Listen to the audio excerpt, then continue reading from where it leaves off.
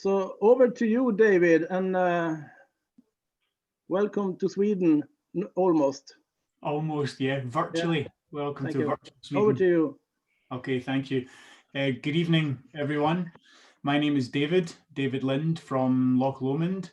My name looks Swedish, doesn't it? Everyone always thinks I'm Swedish until I open my mouth and a Scottish accent comes out. So I have to do this in English or Scottish even. But after a few whiskies, you will tune into the accent and it will all make sense.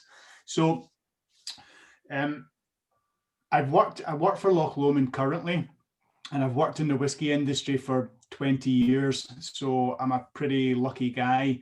But first and foremost, I'm a whiskey fan, a whiskey enthusiast, a whiskey drinker, and thank you for having me do the tasting this evening. I think you have a really good evening ahead. You've got a great selection of whiskies. I was most impressed with the selection. Not just the fact that you guys have got 9 whiskies, so that's hardcore to begin with, but you've got a fine selection of whiskies, so it'll be my pleasure to guide you through them. What I'm going to do is share my screen and show some slides, if that's okay. The idea is it's not death by PowerPoint, but I just think that there's some pictures I can show you, and it probably makes it a little more easy to understand if I show you some pictures. Host disabled. So I think I need to become the host. Anders, can you do that? Can someone make me the host so that I can share my screen? I think it's Henrik. I'm the host now. Yeah. Okay. Yeah. Okay. You can see that. Yep. Perfect. Excellent. Okay. Good. Right. So what we're going to do tonight is really 3 things. The first thing I was going to do was give you a very quick overview of Loch Lomond and a little bit about the history.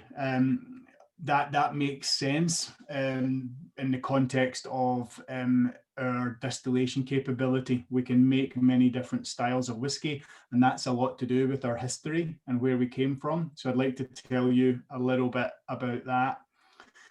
I'll also talk about whiskey production.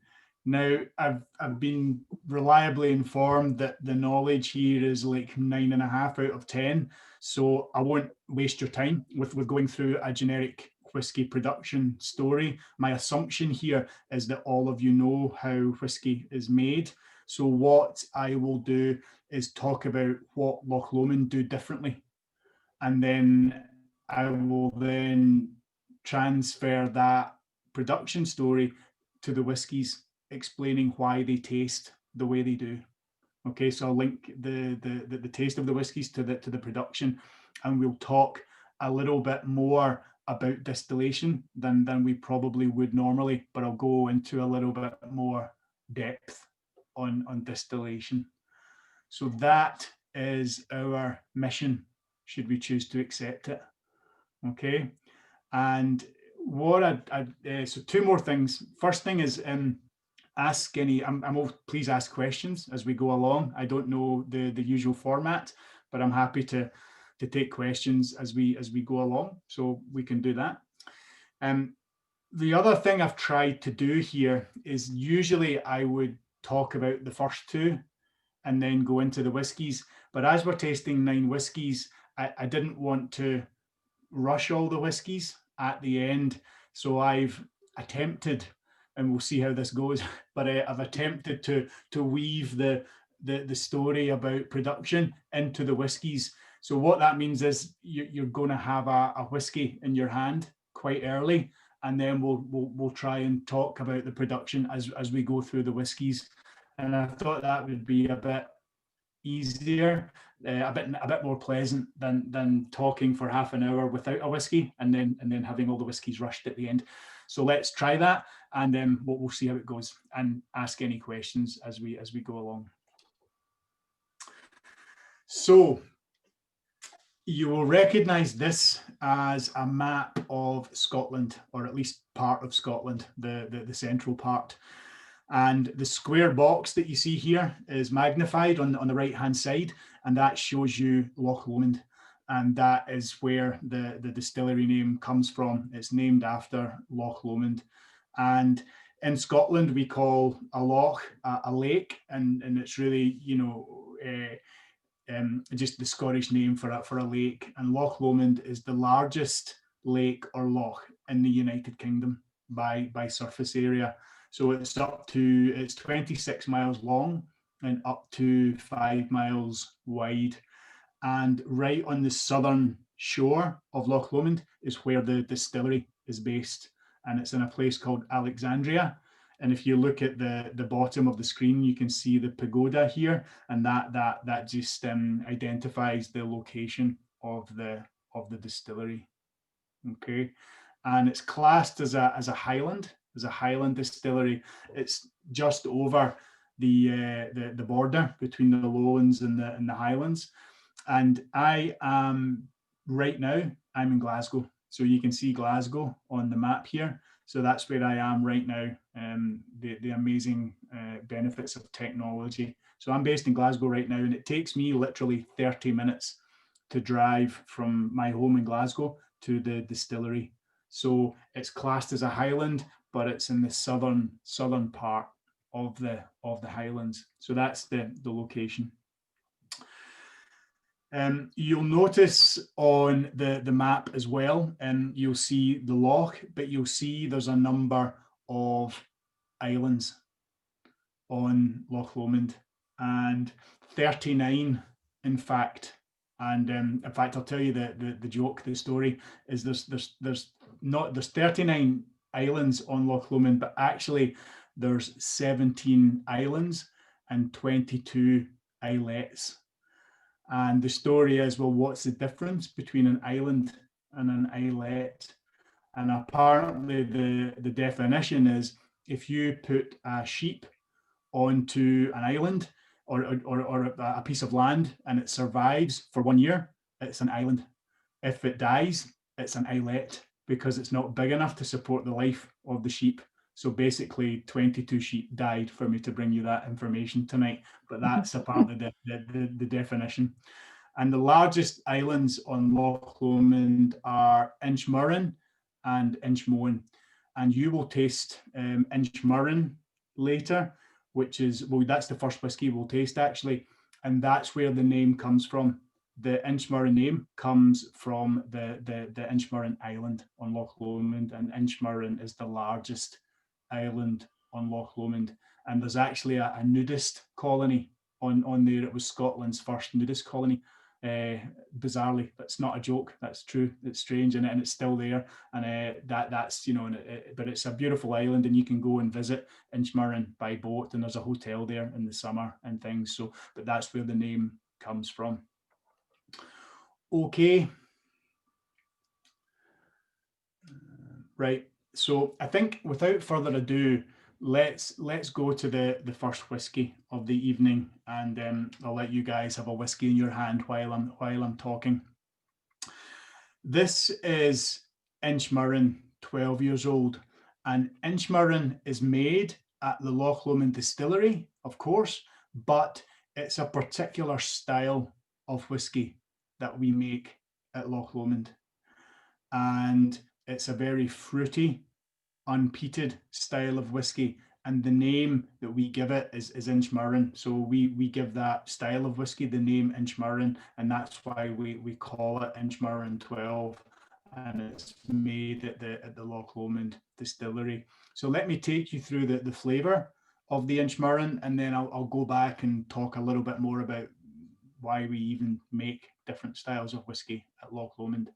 So it's all made in what's called our straight neck pot still, but let me come back to that because I'm going to go into distillation in a little bit more detail. So remember that it's made in our straight neck pot still, but I'll go into more detail on that later.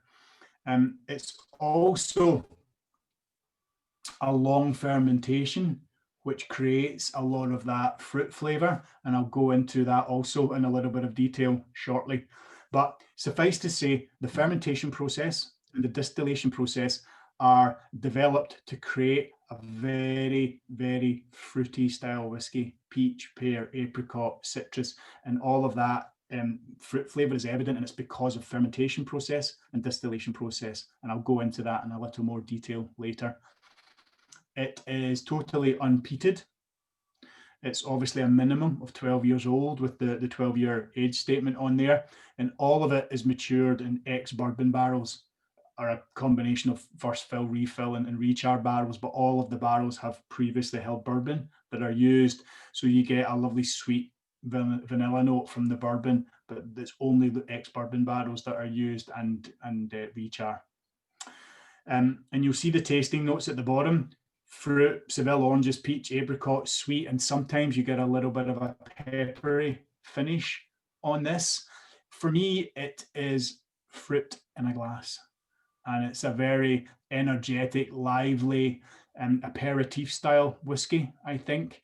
And it's a lovely whiskey to start. It's very vibrant, you know, it's really bright and vibrant and energetic, and it's just a lovely style whiskey. Not too challenging in a good way. We enter all of our whiskies into various awards every year. You know, the International Wine and Spirits Championship, the New York Spirit Awards, all of these things. And Inchmurren always seems to do amazingly well, probably the best of all of our whiskies. And it's not to say it's better than the other whiskies. I think it's quite unusual. It's quite different. It's quite a unique style of whiskey that I don't think any other distilleries can really make. And I think that's why it probably gets so many gold medals, because it's just a little bit different and unusual and quite memorable, I think. So that's Inchmurren 12. I've got a note here. Someone has entered the waiting room, so I'll just admit them, will I? I guess, as I'm the host, I'll admit them anyway. Whoever they are, they're in. So that's the Inchmurren style, and this one is available in Systembolaget. It's been there for a while actually. And what I would like to do now is go into a little more detail on the process at Loch Lomond, and what makes the fermentation process, and what makes this whiskey a little more unusual in terms of its production process. Is that okay? Can everyone understand me okay? Is everything good? See, this is the thing. Usually in a live tasting, someone's giving me the thumbs up. That gives me encouragement. That gives me good. That makes me feel good. Because usually, good, more thumbs, right? Excellent. Because usually when you're in a room together, you know, I can look into your eyes and I can have a sense of how well it's going and if people are enjoying it and things. So you need to let me know if I've gone too quickly, if I'm speaking too quickly, if I'm not covering the information you'd like to know, just let me know. Otherwise, I'll just keep talking. So let me know. Okay, so that's Inchmurren. So you enjoy that dram, and I'll talk a little bit more about what makes, you know, how we can produce styles of whiskey like this at Loch Lomond. Yeah, so I think there's four main elements of production, as you know, and let me cover these briefly, and then I will go into some detail where it's relevant to Loch Lomond in terms of what makes us different. In terms of malting, milling, mashing, we don't do that much that's different or unusual. We've got quite a large mash tun, which is perhaps a little unusual. We produce peated and unpeated whiskies, so we mill peated and unpeated malted barley. So we make both styles. We do an unpeated, a medium peated, and a heavy peated. And other than that, our process is quite similar. We have an old 1950s Porteous mill, and you know, we have quite a traditional milling and mashing process. We don't do any malting at the distillery, and we buy all our malted barley and already malted to our specification. When things start to go a little bit different for us is during fermentation. And at Loch Lomond, we ferment for longer. We ferment for a minimum of 4 days or 96 hours. And when you ferment, most distilleries will ferment for sort of 48, 72 hours. And at that point, your alcohol content is 8.5%, 9%, whatever. And that if you ferment for longer, your alcohol strength does not increase. But if you ferment for longer, you have a secondary fermentation process, and it creates esters, and esters have all those fruity flavors, and that is really what drives the fruit flavor, or in Inchmurrin 12, or that's where those fruit flavors are created during the fermentation process. Now we have at Loch Lomond 800,000 litres of fermentation capacity. So we have 50,000 litre fermentation vessels and 25,000 litre fermentation vessels. So basically we have a huge amount of fermentation capacity. That was a decision that was made by Loch Lomond a couple of decades ago, and the decision was to ferment for longer. In order to do that, you need increased fermentation capacity. And the investment decision was made to create a huge amount of fermentation capacity so that you're not creating a bottleneck in the process, and you can ferment everything for longer. So everything is fermented for a minimum of 4 days, and we'll talk. I've got a slide on that a little bit later, but that's where all those fruit flavour comes from. And when we talk about a lot of the whiskies tonight, I'll talk about fruit, and a lot of that comes from the fact that we have this longer fermentation process. Okay, once you have the fermentation complete, then you move into the distillation, and you typically have, and we have at Loch Lomond, double distillation. So you distill in the wash still, takes it from 8.5 to 22%. Then you distill in the spirit still, takes it up to 60-something%. And then and that's no different. So we double distill at Loch Lomond, as most Scotch distilleries do. The difference is that we have different shapes of still. We have traditional pot stills or swan neck stills that you see on the left here, but we also have high, tall, straight neck stills. Why do we have two different types of still? Because we want to use these stills to make different styles and flavours of whiskey. Why do we want to be able to do that? Well, it started many years ago when the focus of Loch Lomond was on blended whiskies. And in order to make blended whiskey, you need grain whiskey and different styles of malt whiskey. You can buy those from the open market. So you could buy different mist whiskies from different distilleries, or you can create a distillery that's unique, innovative, and versatile, and capable of creating those different styles of whiskey under one roof. And that is what Loch Lomond can do. That is why we have the capability that we do. But it was developed essentially to produce blended whiskey, and it's only in the last 10 years or whatever that we've really started to ambitiously promote the single malts much more, because the products were there, but this capability, if you like, was developed a long time ago. But it's only now that we're really sort of harnessing this ability and leveraging it in the single malts. So we'll go into distillation in quite a bit more detail, and I hope it's interesting for you. But I think given the whiskey knowledge here tonight, I think you guys will probably find it quite interesting. So we'll touch on distillation a bit more. And then finally, maturation. The experts will tell you that up to 2/3 of the flavour of a whisky can come from the wood. And it can make a big difference, good or bad.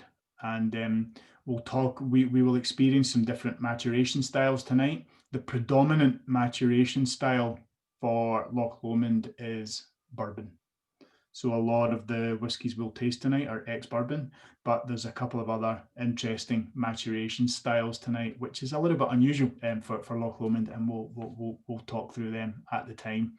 But maturation, huge influence on the flavour. The quality of the wood, huge impact on the quality of the whisky. And Loch Lomond is one of only 5 distilleries to have a cooperage on site. So we can make and repair all our own barrels. And again, I've got a couple of shots of that to let you see it. So these are the main elements that I'm going to talk about: typically fermentation, distillation, and maturation. And most of the chat is going to be on distillation, because I think that'll be quite interesting. So that's the update on production generally. And let me just, so this is for those of you who've been to Loch Lomond Distillery, you'll recognise where this is. Once you come up the stairs into the distillery, this is the main fermentation bay, and you can see all the fermentation vessels along there. These are the 25,000 litre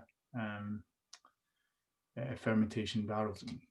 Okay, so I think just a visual representation of what I'm saying is, if you ferment for longer, you don't create a higher alcohol or higher yield, you create more flavour.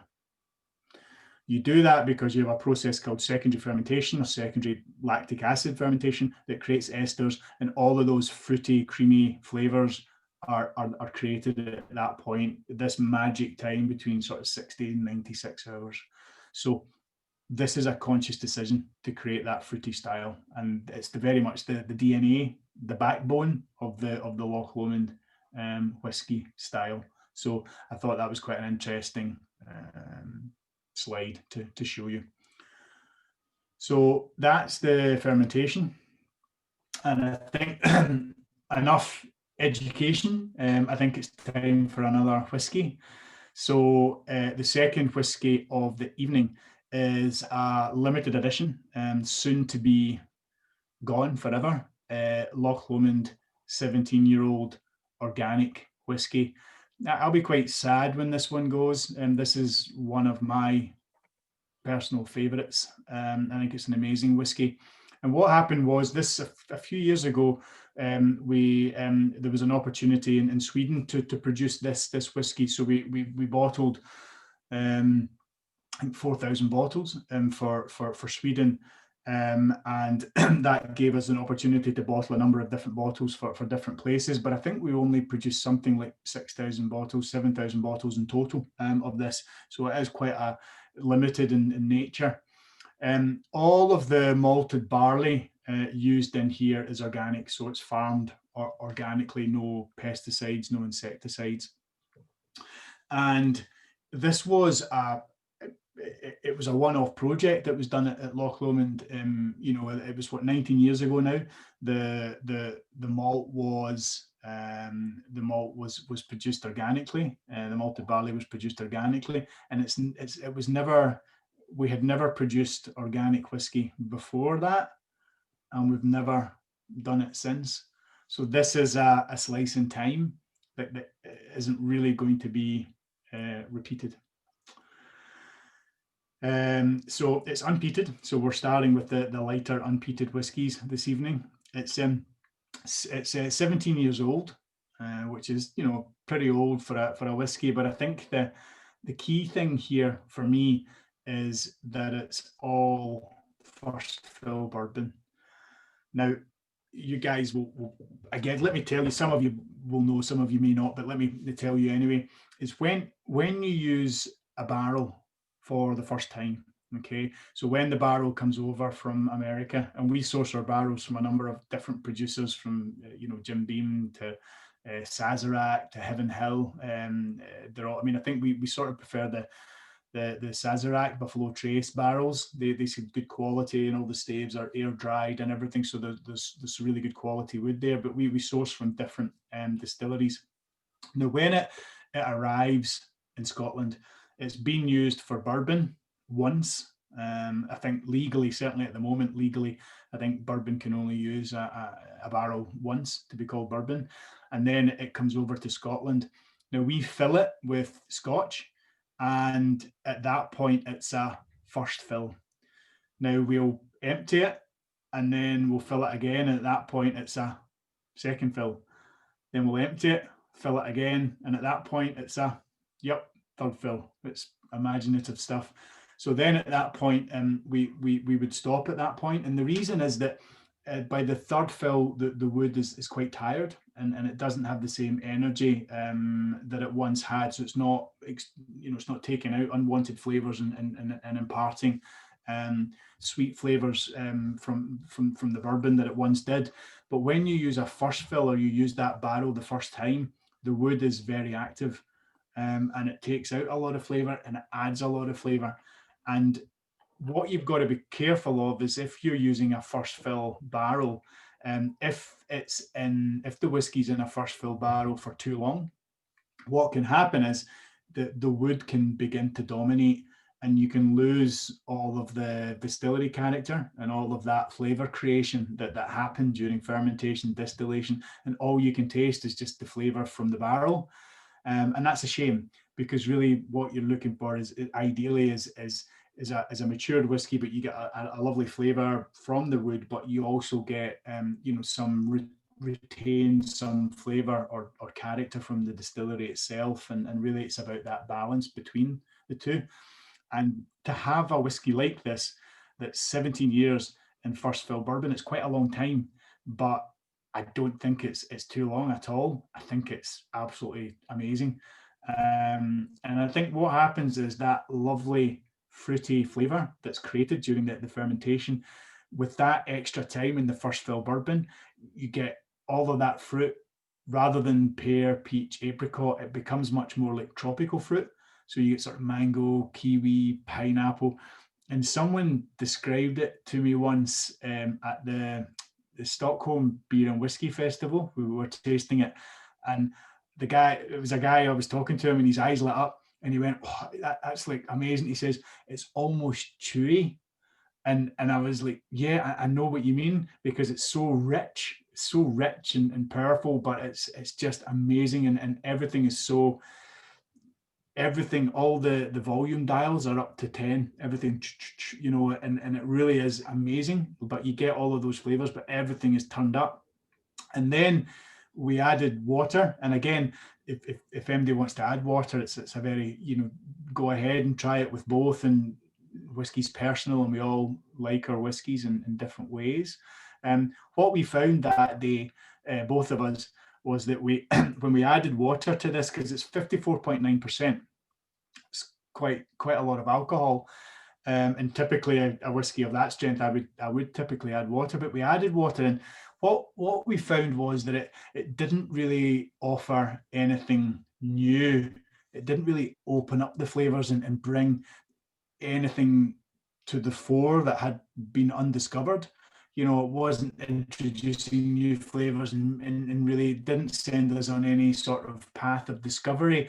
It just seemed to have all the same flavors, but instead of all the dials being at 10, they all just get turned down to 9.5. So it just seemed to just dial it down a little bit, which some people might like, but it didn't open it up in the same way that water would often do with a whiskey. So we decided that day that we would drink it at 54.9, and that was what we did.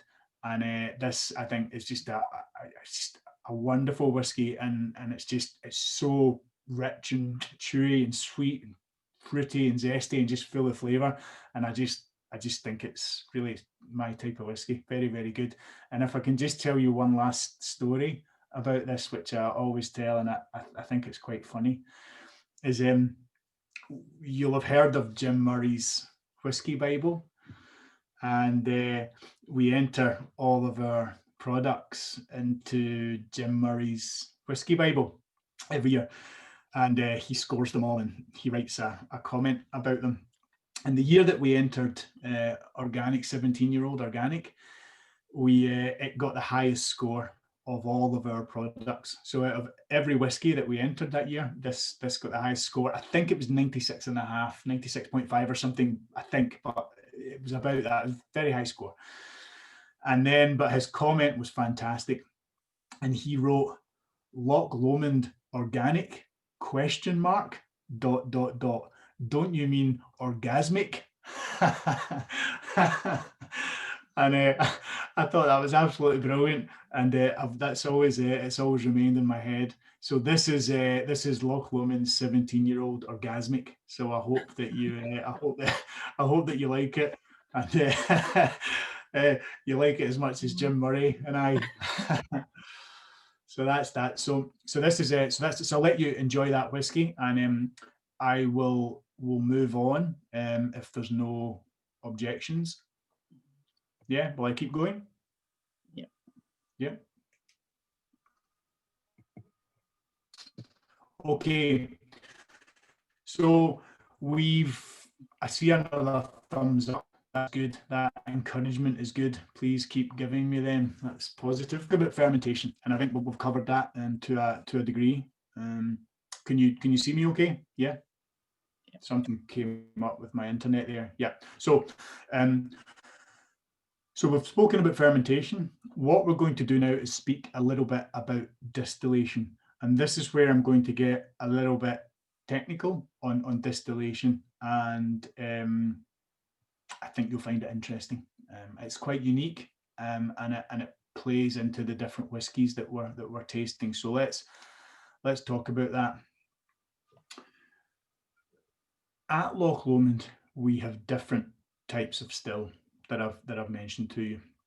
On the far left, you'll see pot stills, and we have a pair of pot stills, a wash still and a spirit still, and that's normal, right? They're pretty normal stills, and you know, the shape of the stills is different at every distillery, and that's a big part of what creates the flavour and the character of the whiskies. So it's really super important in terms of the style of that distillery. And I think what I'm saying is that the pot stills here are more traditional, like you would find in the majority of distilleries. And we have one pair of these pot stills. What's, I think, not normal, not usual, is we have what's called the straight neck pot stills, and these are much taller and much slimmer than the traditional pot stills. But what's particularly unique is in the spirit still.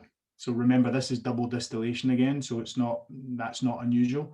But inside the spirit still, we have 17 copper plates, and these aren't activated in any way. It's not like a continuous still, they're just there. So the spirit vapor has to work its way up through all these plates to get up and over the line arm.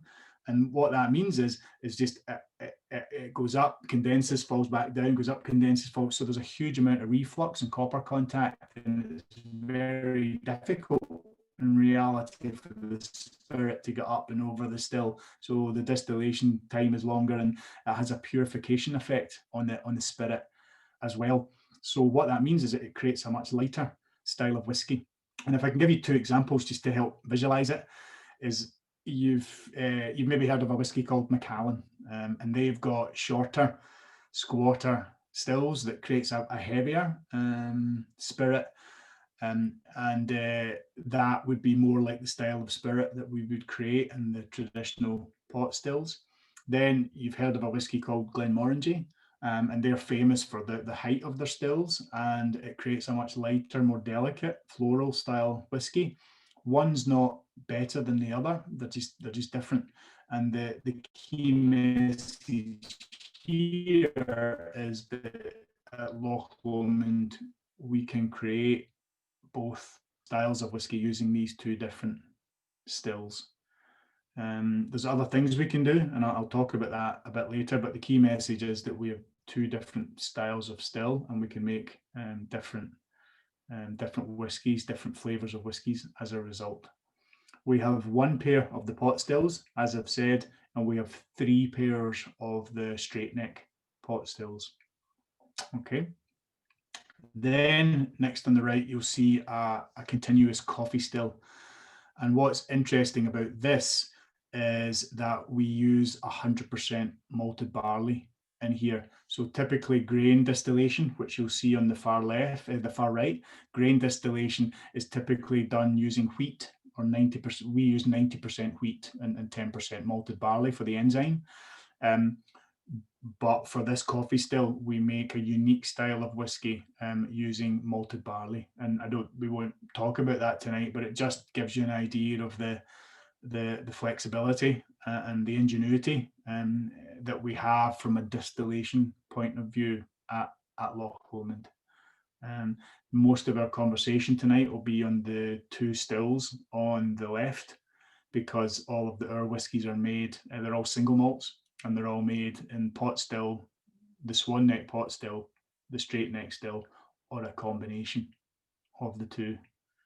So we'll refer back to that as we taste other whiskies moving forward, but that's the key message. I'm looking into the eyes that I can see here on screen, and I think that's gone okay. I don't see a forest of thumbs up or anything. I see one, that's good. 2, that's good. So another one, right, excellent, so I'm happy. So I think that's explained the principle, and I've got one, just I think quite a nice diagram here just to show you what I'm talking about in reality. And I'm just going to build on one other thing here, which is cut points. Now, you can see what's happening with the distillate here. It's going up, hitting copper plate, back down, up, back down. All those larger alcohol chains are breaking down, and you're ending up with the lighter alcohols that make it up and over the line arm, therefore creating a lighter style whiskey. And guess what? That's where all of those fruitier notes are, or typically is in those lighter compounds. So if I can just take 2 pieces of evidence and sort of bring them back together, we tasted the Inchmurrin 12 at the beginning. Then all of the Inchmurrin 12 is distilled in this straight neck still. And therefore what you're doing is you're effectively taking all those fruity flavour that you've created during fermentation and concentrating them to create fruit in a glass. So that's how we've created a unique style of whiskey in Inchmurrin. And if I can just say one last thing, just to kind of make the final point, is when we are distilling in this straight neck still, because of that purification effect, we can take whiskey off at a higher ABV than a typical pot still. And if you look in the chart here, we've got 2 different collection strengths. We've got what we call a high collection strength, and we take that off from 90 down to 80, which is very high, very high for a pot still. And Inchmurrin is all collected at that high strength, and that's what really concentrates that fruit flavour. Then we have another run here, which is what we call a low collection strength, and we take that starting at 90, but we bring it all the way down to 60 degree alcohol. And the key message is both of those distillates are very different because of that cut point, because you capture a different group of alcohols, and therefore the consistency and the flavours are different. And if you remember to the point I was making at the beginning, that the history of Loch Lomond is in making blended Scotch, and that's why we have the capability we do today, because we wanted to be able to create different styles of whiskey under one roof. This is one of the ways we can do it, by creating different styles of whiskey using different cut points. And the whiskies you'll taste tonight, I've got combinations of these cut points, and I'll refer back to them, but now you know what it means. But I didn't want to have to go through all of that before you had your first dram. So we're kind of building the jigsaw as we go. So that is distillation.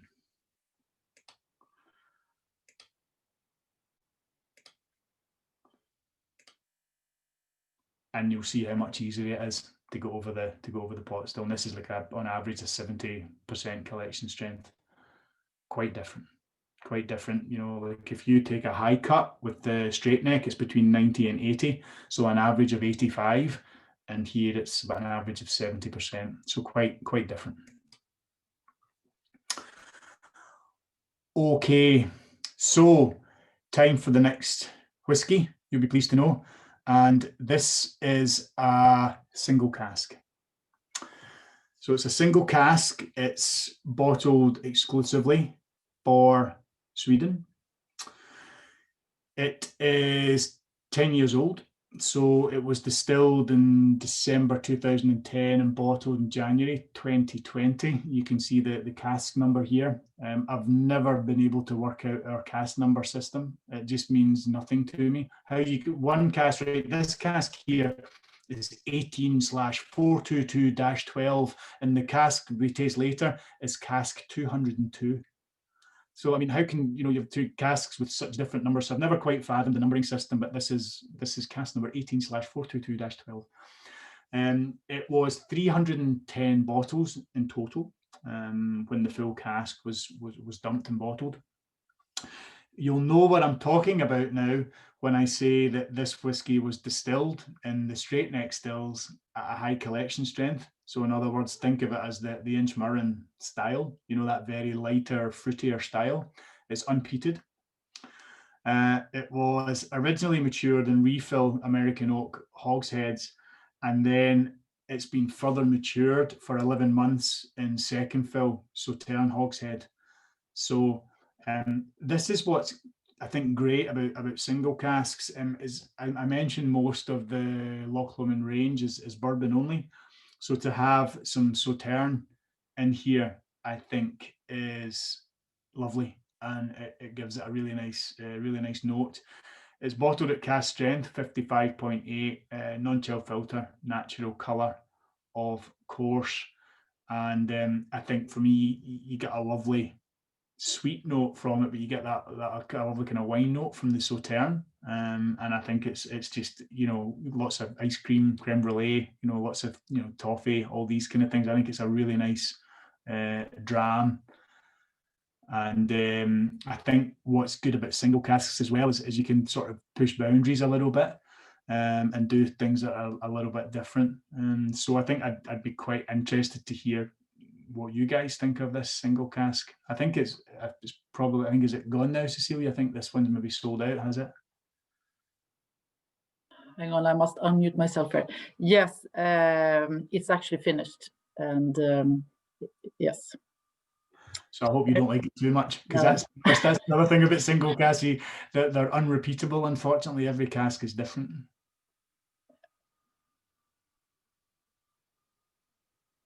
Can I pause here and just take some questions and get some feedback on the single cask? Would that be appropriate?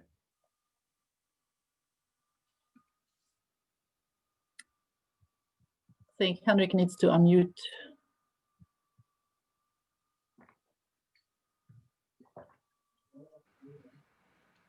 Vi kan väl lämna ordet fritt en stund. Let's open for a discussion, if that's okay. Yeah, I'd be interested to hear what people think of the single cask and what kind of flavors they're getting from it, and do they like it? And I think just to get some feedback. Yeah, so you can just unmute yourselves if you want to say anything. No. It sold out quite quickly because it was quite a good price. We had priced it at 731 Swedish kronor, so it was a very good price for this single cask. And hopefully we'll have something more coming next year. Yeah, definitely, actually. Yeah, good. And also, you know very well that if you want, you can, as a club, you can do single cask. You already done one, an Inchmurrin one, wasn't it, Henrik? I think it was an Inchmurrin you did. Yeah. Yeah. So we can easily do something similar to this one. A Loch Lomond, finished in any barrel, really. Any barrel? maybe not any barrel, but a wide range of possible barrels. we'll see what comes up for next year.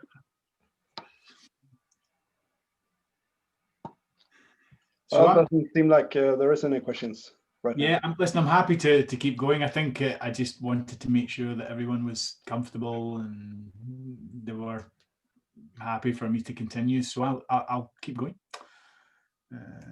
which is fine. And the final part I wanted, from a production point of view, was to speak about maturation and talk a little bit about that. We've done fermentation, we've done distillation, and I thought it would be worth just showing a little bit about maturation and talking a little bit about the cooperage. And these are the guys that work at the cooperage. These are the actual guys.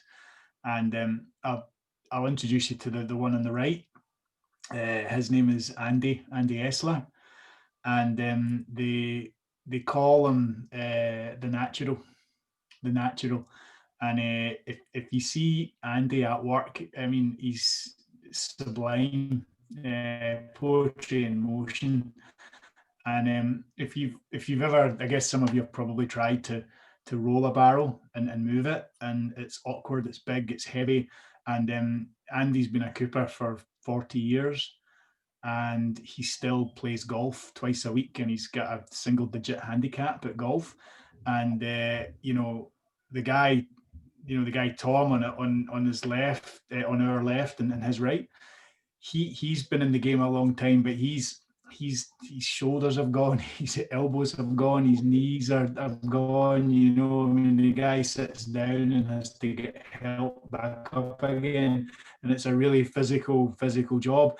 But Andy is so fit and healthy, and the reason for that is that he knows all the angles and all the turns and all the moves, and the barrel does all the work, and he makes it look absolutely effortless.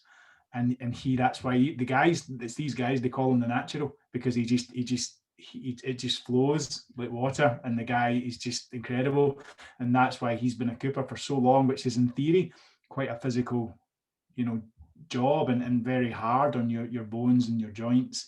And he's in better physical shape than I am, and he's a lot older and got a more physical job. So it's just quite interesting. But when you watch him at work, really a good guy, really good guy. So I think I wanted to just talk about a couple of things, really. I wanted to talk about the importance of wood, and if you make or you distill good spirit and you put it into poor quality wood, then it's never going to be good whiskey, and it will probably become quite bad whiskey.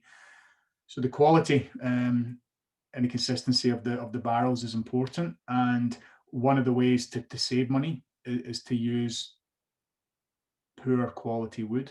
So use barrels that have been used 5-6 times, and that's one way to save money. But you don't get good quality that way. So the quality of the wood is the most important thing, and that's why at Loch Lomond we have our cooperage, to ensure the quality and the consistency of every cask that comes in. And then every cask that's emptied, it goes through the cooperage again for repair, checking before it's filled again and goes out again. And as I mentioned, we use predominantly ex-bourbon barrels for Loch Lomond, for the core range.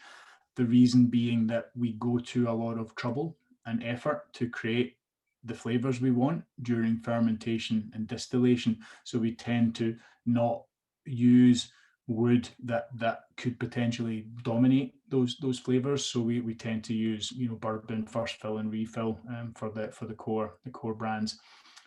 Another thing that we do is we have what's called a de-char rechar machine, and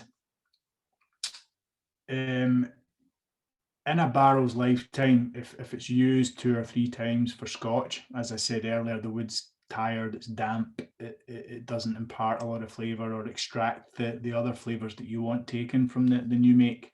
So we go through a process called dechar rechar, and you take the barrel. If this is a barrel, you have a metal brush, and it's made of stainless steel. I think if you use iron, it sort of goes all tons of whiskey red and things. So it's stainless steel, and it's a solid metal brush, and it goes inside. So the barrel is spun round, and then the brush is spun round inside, and it shaves the inside of the barrel back to the wood. That's the dechar part. And then what happens is to rejuvenate the wood again, it goes through the rechar part, which is where the wood is refired and re-charcoaled, reburned. And depending on the length of time that the barrel is burned for, determines the thickness of the charcoal layer on the barrel. And that can happen, 2 or 3 times until the thickness of the stave gets to a point where it's too thin and it would start to leak. But being Scottish, we still don't want to waste any wood or any money or anything, so there's still another use for it there. So at that point, we'll turn it into garden furniture, or we will break down the staves into wood chips to smoke fish and things and sell it. So there's never an unused barrel that comes from the cooperage, but we'll use them as long as we can for whiskey, and then we'll use them for other things. And I just wanted to show you this process here. It's a little bit noisy, I think, so just be prepared. I think it's but this is, and that's Andy. I think Andy Esler in the back there, the natural. I think you can see him at work in the back. So I'll just play this video. It might be a little bit noisy, so just be prepared.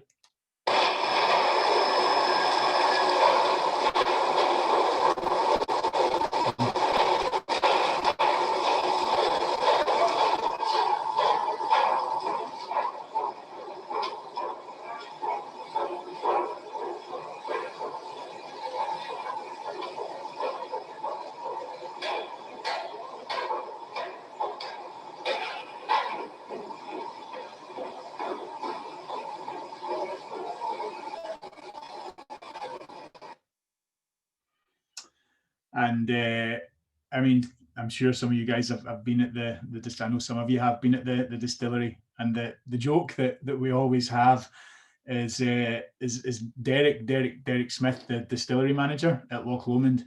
He'll take people around the distillery, and he's talking about fermentation times and different distillation regimes and cut points and all of this stuff, and he's so excited, and everybody's like, yeah, that's kind of interesting. And then they get to the cooperage and they set a barrel on fire, and everybody's like, oh, that's amazing, fantastic, cameras are going, everyone's videoing it. And he says, oh, here we go again, this is the Hollywood shot. No one wants to see my distillery, they just want to set barrels alight in the cooperage. And he gets really upset because everyone gets so excited about this stage of the process and not about his distillation. So we always have a good laugh about it. But that's the barrel, the maturation part. I'll show you again.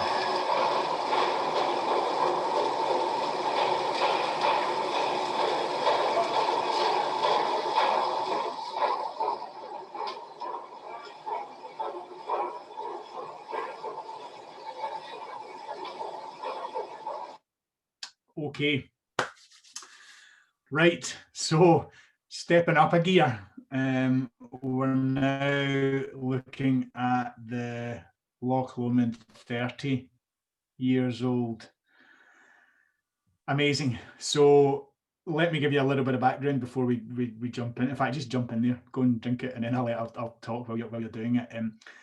We only launched this this year, and we launched a 21 years old and a 30 years old, and I'm delighted about that because it's really nice to have some of these higher aged expressions as part of the core range.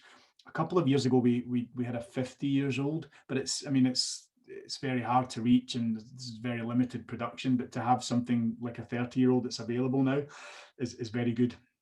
Now, unfortunately, we didn't have enough really when we launched in Sweden, and I think we sold out in about 4 minutes or something, which was a little bit disappointing. And we're hoping to, we'll get more in, but I'm looky here. And I was doing a tasting the other night and I said, how can I taste the 30-year-old if I've not got one? So I managed to get a 30-year-old. So I'm super happy. So I'm actually going to join you in a dram of the 30-year-old because I can. So I'm very happy. So it is unpeated, and it's all made in the straight neck high collection regime. So again, it's that fruity driven style of whiskey. What's different, I think, here is that it's all of the whiskies matured in American oak, and then 50% of it is finished in first fill Oloroso casks for 2 years. So just to get that in our heads, so all of the whiskies matured in American oak, refill bourbon, then 50% of it is taken away and further matured in Oloroso for 2 years, while that other 50% stays in the bourbon. And at that point, they're blended together, vatted together, and then those whiskies that are brought together, the sherry and the bourbon, are brought together and they're married together for three months in refill American oak to integrate and marry together. And the story I think I always tell, and just as a kind of funny example, is if you are on a night out and you're out to 3 in the morning at the nightclub, having a great night out, and you're coming home and you buy a pizza on the way home and you eat half of the pizza and then you fall asleep, and you get up the next day and you say, oh, there's that pizza, I'm going to have that for breakfast or lunch, depending when you get up. And very often the pizza tastes better the next day than it did that evening. And somebody said to me, yeah, it's probably just because everything tastes good with a hangover. And okay, maybe that is it. But what I was meaning to say was that, that's because the flavors have had time to integrate and marry together. And I think this is the idea of this blending and marrying the whiskies together to give them time to knit and integrate together. And I think the 30-year-old is great, and it's quite unusual to have a Loch Lomond that is matured in a sherry cask, albeit only 50% of it. But to put all of it into sherry would overpower the distillery character, or at least that's Michael Henry has developed this, and he was very careful not to overpower the original character, because he doesn't want to do that. But for the 30-year-old with the first fill Oloroso, you get a lot of sort of demerara, brown sugar, dark fruits. I think it's pretty special. So I hope that you agree and that you enjoy it. I'm going to have a little dram now.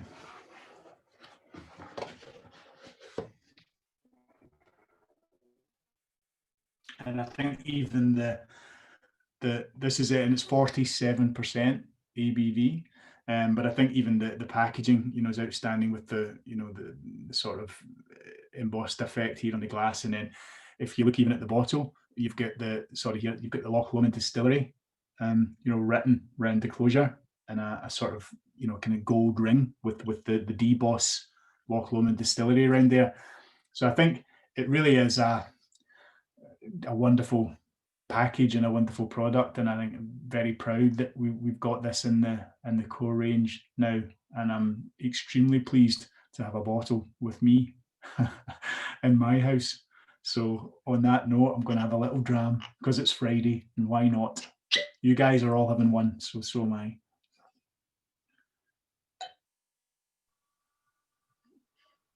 Cheers.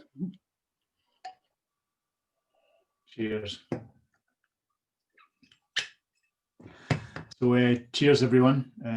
Slanjavar to your health. Cheers. Cheers, thank you.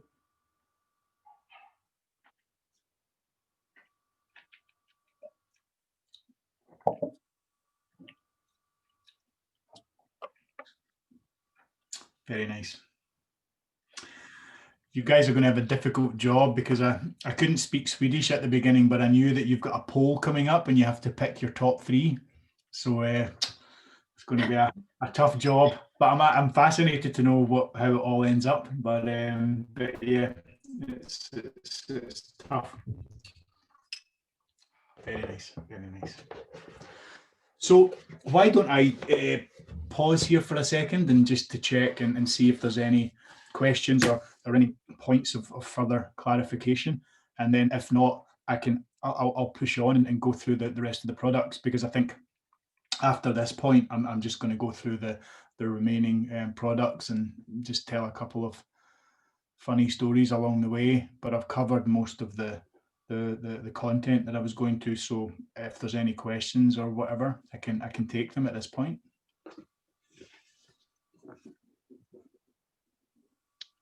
Hello, Jerker here.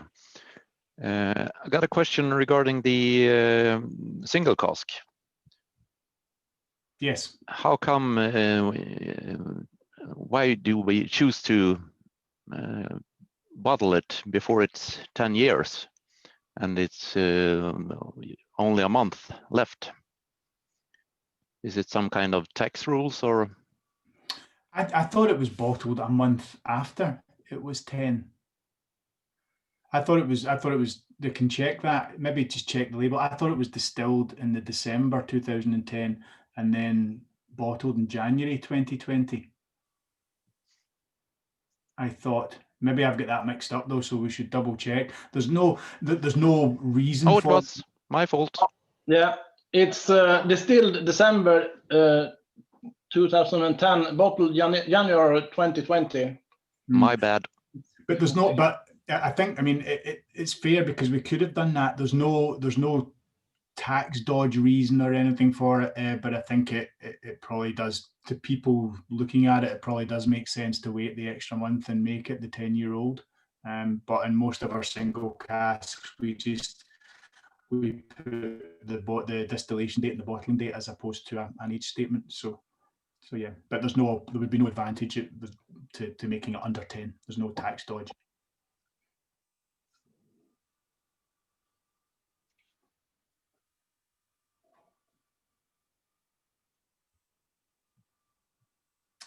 Any other questions or thoughts, or will I continue onwards? Can I just ask, how long time does it take to become a good, I think you call them coopers? Yeah. I know that there's quite a long training. Yeah, I don't have an exact date. I think it's like a couple of years. We've got one of the guys who's an apprentice, and it's taken him about 2 years to really get to a point where he's allowed to do, you know, things on his own without getting everything quality checked. So yeah. I don't know if there's an exact date. I'd need to check, but I think it's about 2 years. Yeah. Okay. Great.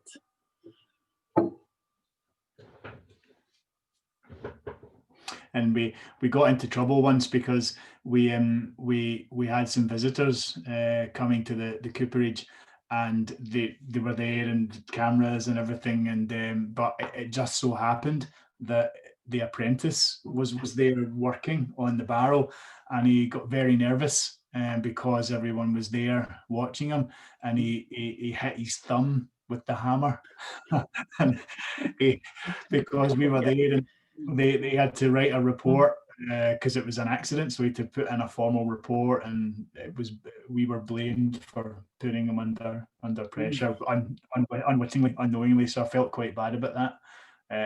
So yeah, so it'll take them a couple of years at least to be proficient. At least the ones they seems to have been working quite some time for Loch Lomond. The ones that are there now, they've been there for a very long time. Yeah, a long time, and all of them have been even just doing, being coopers for a long time, but worked for Loch Lomond for the, for the whole time it's been there. So that's, it's good. And I think they do quite a few barrels a day. Isn't something like 20 barrels a day? Or It's 21, 22 barrels a day, but they could do more, but they're kind of capped at that.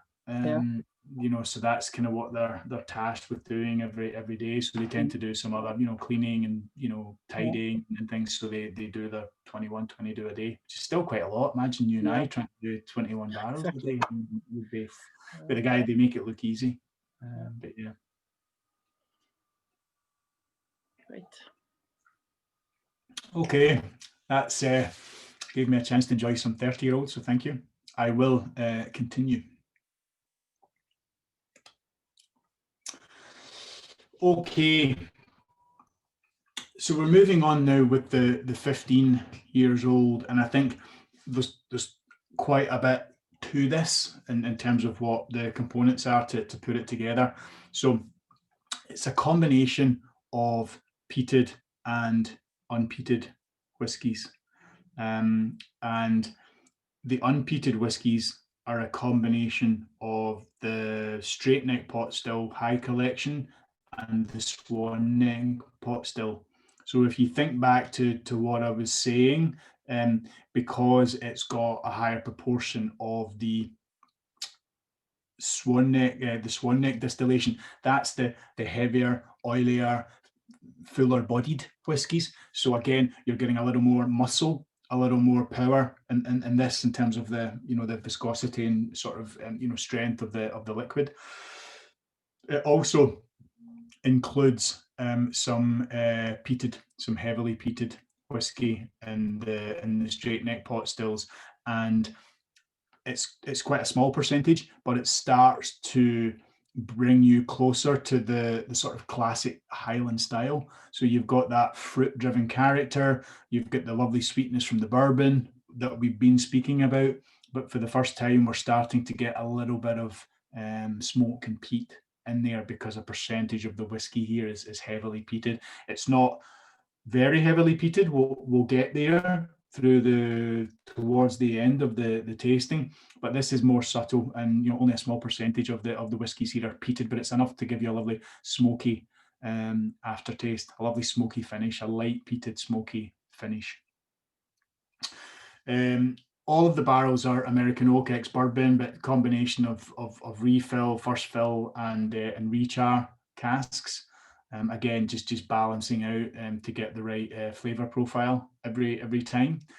And it's 46% non-chill filtered. And I think what we've got here, because you've got the extra maturation time and you've got that fruit driven character, I think what you get for me is a lovely fruit spice combination. So you start to get things like spiced apple, cinnamon, and these type of flavors coming in. And I think it's that combination of that fruity character. It's the combination of the two different spirit styles, because remember, you've got more body coming from the swan neck pot stills, so that tends to stand up a bit better to the maturation. So that's why for a 15-year-old whiskey, you really want to be, you want to be adding the whiskey from the pot still to give it that little bit more muscular design, so that it can stand up to the cask and the maturation, and the maturation doesn't overpower the whiskey itself, and you get that lovely balance between the fruit character and then the lovely spice coming from that extra maturation time. Because remember, this is a minimum of 15 years old, so it's it's an old whiskey, and it's a very well balanced whiskey. And again, we're able to create that balance by combining the different spirit styles after maturation. And that's an important distinction, is when we create the different style of whiskey at distillation, we mature it separately and we'll bring these whiskies together after maturation. So we're able to create a lovely balance and character in the whiskey every time by using these different distillates. I mean, I think the other whiskies that do, I think Japanese whiskies, they can make different distillates, and some Japanese distilleries, I think, even combine the distillates before maturation. but that is unbelievably complex, and you know, they deserve a lot of credit for being able to manage all that. I mean, I think this is complicated enough, but by combining those different whiskey styles, after maturation, we're able to create a beautifully balanced, consistent style whiskey that's about spice and fruit, and it really, you're bringing a lovely spice note to that fruit. And I think this is an amazing whiskey, and I think we've recently changed the price on this as well, under pressure. It's Systembolaget, you know, it's very, very competitive, this age segment, and this, I think, is at 399 SEK, which is, I mean, honestly, I think an amazing price for this whiskey, to be honest. So I'll be interested to hear again what people think of this in the poll afterwards. But for me, not only is this a great whiskey, but value for money, I think this is top of the pile tonight. To get a 15-year-old whiskey of this quality at that price, I think is pretty good. So that's my feeling on the 15-year-old.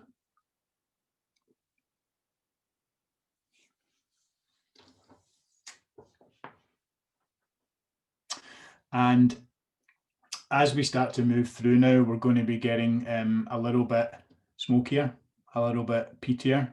So we're moving towards the darker end of the spectrum. We're moving to the dark side of the force as we get towards the end of the evening, get much smokier and peatier. So there should be a light smoke and peat on this. And then I think once we get into the 18, we're really moving into much more complex, challenging, darker, winter evening sort of style whiskies. You know, we're moving into a sort of different arena here. Now, again, this uses 4 different styles of distillate from Loch Lomond, a combination of peated and unpeated whiskies made in the pot still and the straight neck still. But for me, it's a very unique but complex whiskey. Now, we started with the Inchmurrin 12, and I described that as an aperitif style whiskey, and a whiskey that, you know, you would have early in the evening and, you know, be nice, or you know, during the week, and, you know, a couple of nice drams, and it's lovely and refreshing and a really lovely drink. The Loch Lomond 18, I would typically have it on more of a Saturday evening by the fire when I've got time and I want to sit and just enjoy and explore this whiskey, because the tasting notes are a kaleidoscope of different flavors. That's the tasting notes, a kaleidoscope of flavor. And I think that is true. And I think it comes from the age. It comes from the combination of the different styles of whiskies that are included in there. And I think with that comes it's quite a challenging taste profile. It's quite powerful, it's quite muscular. There's a lot of almost like there's bitter notes in there, you know, leather, tobacco, a little bit of bitter wood in there. So, you know, it definitely is a much, you know, older, more powerful, darker style whiskey. And I think it's amazing, but it needs time. It needs time. It's not the kind of whiskey that you're going to quickly grab if you want a quick dram. This deserves time to work it out. Now, this is when you add water, it's completely different. When you leave it just to breathe for 10 minutes, leave the room and come back again, it's completely different. And it has a remarkably long finish. And what's amazing, I think, about the finish is it's not just one dimensional. You don't have one flavor that continues in a long finish. You have different layers of flavor as the finish matures and develops on the palate. I think you get different flavors at the front of the mouth, at the back of the mouth. I really think it's you know, it really is a unique flavor, and you ask people in tastings, you know, well, what flavors do you get, and everyone really gets different things from it. So I think it's quite a unique animal, the Loch Lomond 18, and a real great whiskey, I think, but it needs time, and it's quite a challenging whiskey that deserves time to be worked out properly and proper time taken over it. So this is the Loch Lomond 18.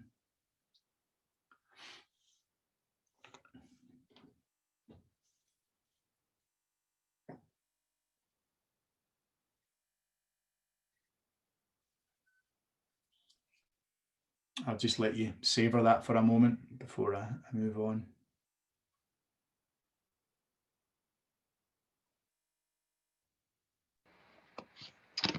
I just gotta say, David, that this group has never been this quiet before. Is that good or bad? It's good.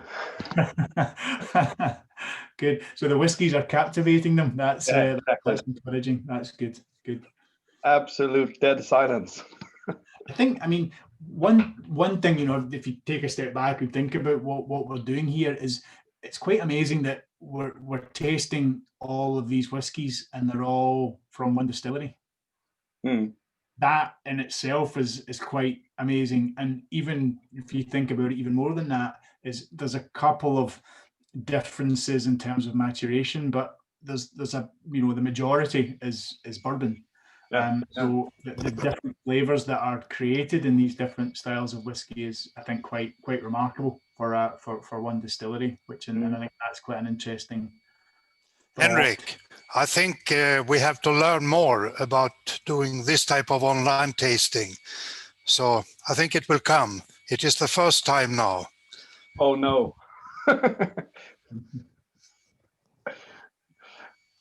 Oh, that's good. That's good.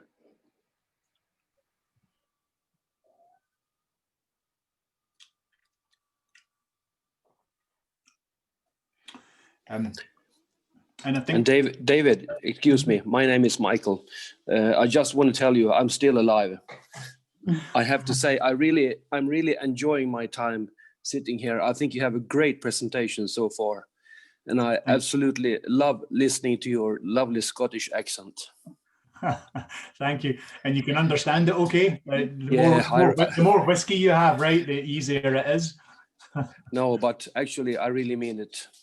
Thank you. In these times, not being able to go back to Scotland, it's fantastic listening to you. It's the next, thank you, the next best thing to hear a Scottish accent and drink whiskey, and hopefully we can start to travel again soon. Hopefully next year is possible again. Yeah, I David, think you're doing. David, I think you speak very, very Scottish that is very easy to understand. So you seem to be quite used to speak to foreign people to get them understanding. I try to just speak slowly, and the Scottish people, we tend to speak very quickly, and when you do that, it's impossible for people to understand. And there was a story of someone I met in Sweden, and they came to Glasgow, and they were here for one full day before they realized people were actually speaking English. You know, they thought they were speaking like Gaelic or something, because everyone was speaking, you know, and it goes, you know, and it sounds like that because everyone speaks so quickly. I lived a little bit of time overseas, and that taught me that the Scottish accent it can be difficult to understand. So the best thing you can do is slow down, because I moved overseas and I was there for quite a while before anyone could understand me. You know, so I think that's it, is just speaking a bit more slowly. But in Sweden it's easy because the level of English is so good. I mean, it always amazes me. You know, and I think being British, we're quite lazy at speaking foreign languages, because you know, you speak English as the mother tongue, so therefore you almost don't have to learn another language, and it's such a shame. Whereas when I go to Sweden to hear the level of English, it just always amazes me. Whereas here we don't speak many languages, and it's a bit of a shame, I think.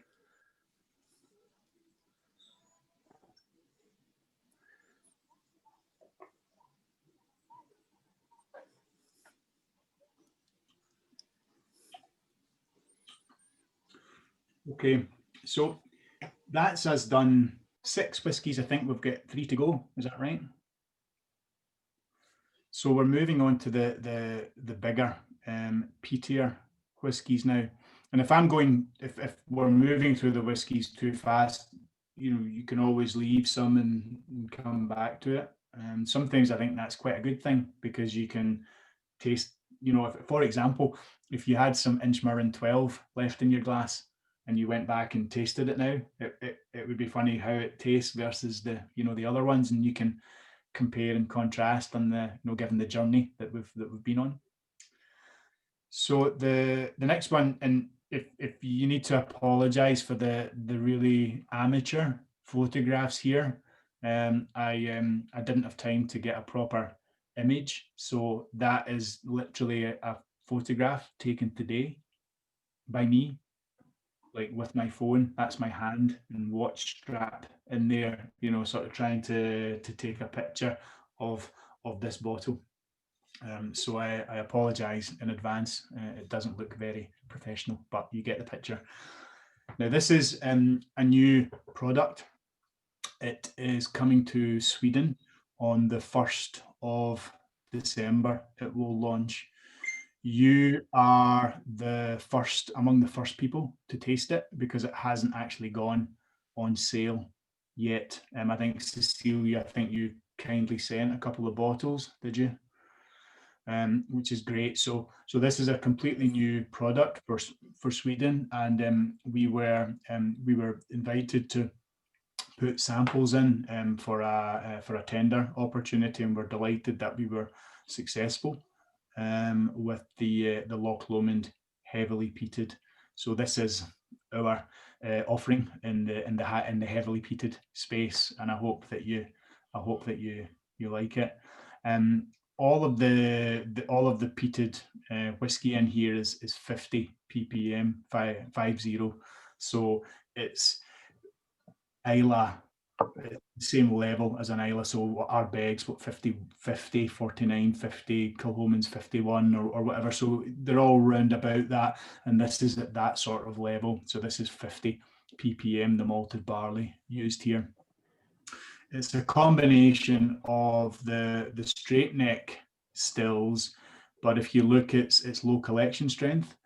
And I think yeah, we've probably got time to, I'll go into this just now a touch more detail, which is quite interesting, is when you taste a peated whiskey, you tend to get three broad flavors. You tend to get smoky, think Ardbeg, you get spicy, think maybe Kalila, and medicinal, so maybe a Lagavulin or Lafroig or something. And these are the three broad flavor groups that you get, driven by the types of phenol that you have, and these are what you find in most peated whiskies. And when we distill in the straight neck still with a low collection strength, there's a high proportion of the phenols that are really those smoky, those lovely bonfire smoky flavors. So you get a lovely smoky note to this, but the swan necks still bring that lovely medicinal flavor as well, you know. So you get the iodine, the seaweed, the bacon, the dark chocolate. So you get all those lovely balance of the peaty flavors. And some peated whiskies can be one-dimensional, and that's fine. Sometimes that's what you want. But what I think we've got here is a lovely balance of the different peated flavors. So you're getting that sweet smoke, you're getting that bonfire, you're getting the dark chocolate, you're getting the licorice and the bitter notes, and you're getting all of those peated flavors that we love. And at the same time, the hope is that we're still getting some of that fruitiness as well coming through the distillery character, which I think is quite good to have a peated whiskey that's undoubtedly heavily peated, but you're getting a bit of a fruity character. Again, it's all matured in American oak ex-bourbon barrels, refill bourbon barrels and hogsheads.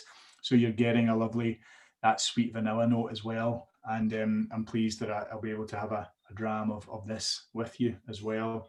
Now this is slightly lower in ABV. This is only 40% ABV. So this is chill filtered, and given it's 40% ABV, and really it has to be 40% ABV. The price of this is only 299 SEK, which was part of the tender. So therefore, in order to get close to that there has to be a lower alcohol. So all of the whiskies you've tasted up until now are cask strength or 46%, whereas this is 40%, given its more mainstream positioning. But I still, I think the quality of the whiskey is outstanding, particularly for the price point. So I hope that you like it, and if you can find a way to buy a bottle from the 1st of December for your Christmas cabinet, that would be good. So, but we're quite. I think we think this is going to be really popular. We think, because just given, as a as a nation, the Swedes tend to like peated whiskies slightly. They over-index. I think you guys over-index slightly on peated whiskies. I think that's fair to say, and therefore, I think having a peated whiskey like this, I think, is going to be really good. So I think we've had some great feedback so far, from Cecilia's team on the liquid and the packaging and everything. So we're feeling, quite good about it. So I hope that you enjoy this one. So Slangevar, this is the Loch Lomond heavily peated single malt, and it's a new product that will launch on the 1st of December. It's a Stämbelaget. So on Tuesday is the launch, and we are really looking forward, as David said. It's going to be good fun to see how this one is taking on. And you get that lovely. Sorry, Cecilia, I was just talking about the flavors. Carry on. Sorry, I didn't mean to interrupt. Sorry. I was just saying it's quite a large launch, so it's launched in all the shops at Systembolaget. So you find it anywhere in Sweden. You get a huge burst of the sweet smoke, don't you? And then I think you get a little bit of this like burnt fruit, a little bit of burnt fruit on the palate, and a lovely kind of lingering sort of spice.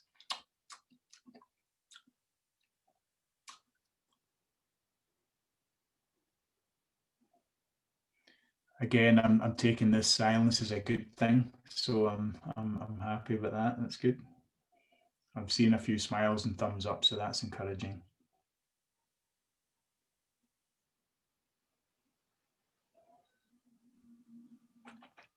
It's quite a sweet note to it, isn't it? Yes. Yeah, you do get a lovely sweetness from it, and you are getting that fruit as well. It's not as pronounced as obviously an Inchmurren or something, but you do get that kind of burnt fruit and quite dry, a little bit dry at the end, maybe quite a short finish, quite dry.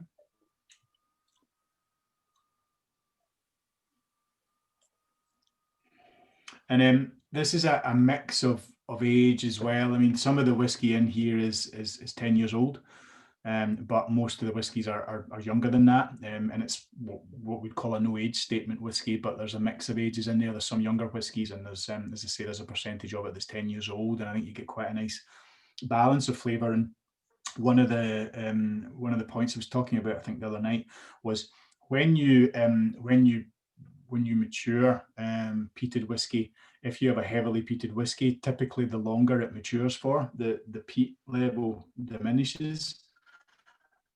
So having some younger whiskies in here is not necessarily a bad thing, because it really helps you pronounce the peat and the smoke.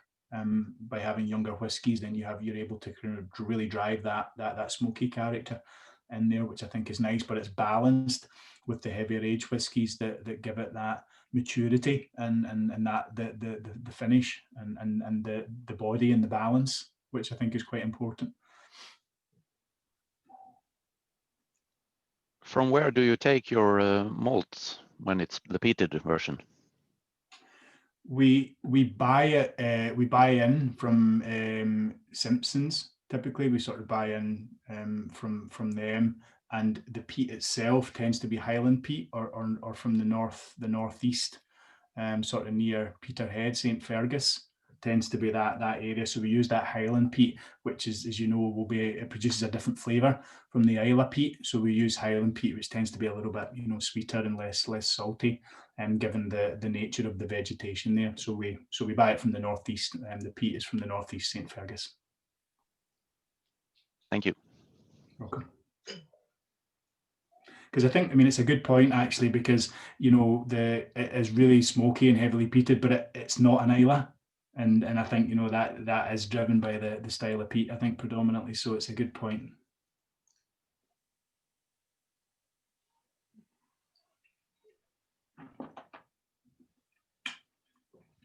I'm really pleased with that one, actually. I have to say. So that's the Loch Lomond heavily peated. So you are the first in the world to try that, pretty much. So I hope that you enjoy it.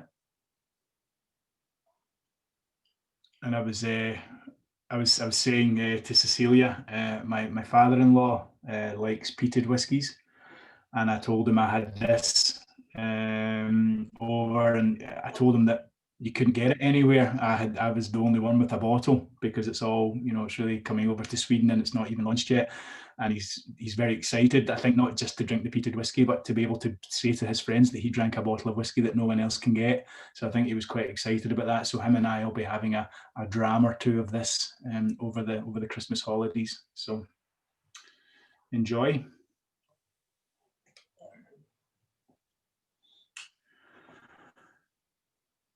Okay, so this is the second last dram of the evening, and it's the second single cask that we're doing this evening. And again, this was bottled at the same time as the Sauterne cask, January 20, but a little bit older. So not quite 14 years old, if I'm doing my maths right, but 13 and a bit. And cask number 202, which is a bit easier than the other one, 14-488 or whatever. But there were only 250 bottles in this cask, and it's all produced in the straight neck stills at low collection, and it's heavily peated. So again, this should be really quite a heavy, you know, rich, smoky single malt. And it's all matured in refill American oak hogshead for its entire maturation period, 56.9%, and again, it's non-chill filter, natural colour.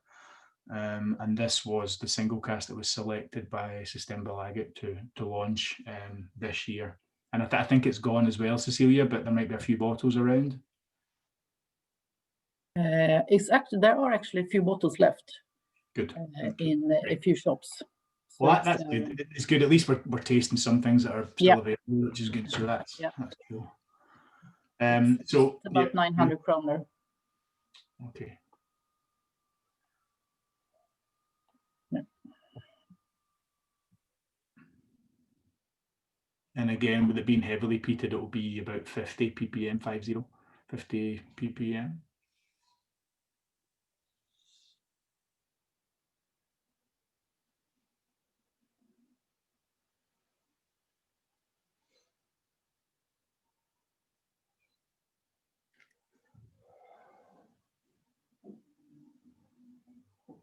How does the peat level compare in that cask to the heavily peated in terms of peat levels? Quite different. How would you describe that to me? Because I don't have the single cask in front of me. I think it's different. Burnt here. I feel the heavily peated, the 40% was much more peaty than this single cask. Mm-hmm. Question I was going to ask you, when you have a mixture here of, you have here only straight neck stills. Does that has an effect on peat level compared to if you distill in a pot still, where you said the new one was a mixture of straight neck and pot still? Mm-hmm. It has an impact on the phenols. It has an impact on the not just the peated level, but the flavors that come from the peat. And I can show you. Let me show you something quickly just to try and highlight this, because it's a good point and we're okay for time. So let me just show you one chart here, which I think is quite interesting. I'll be with you in a second. Sorry.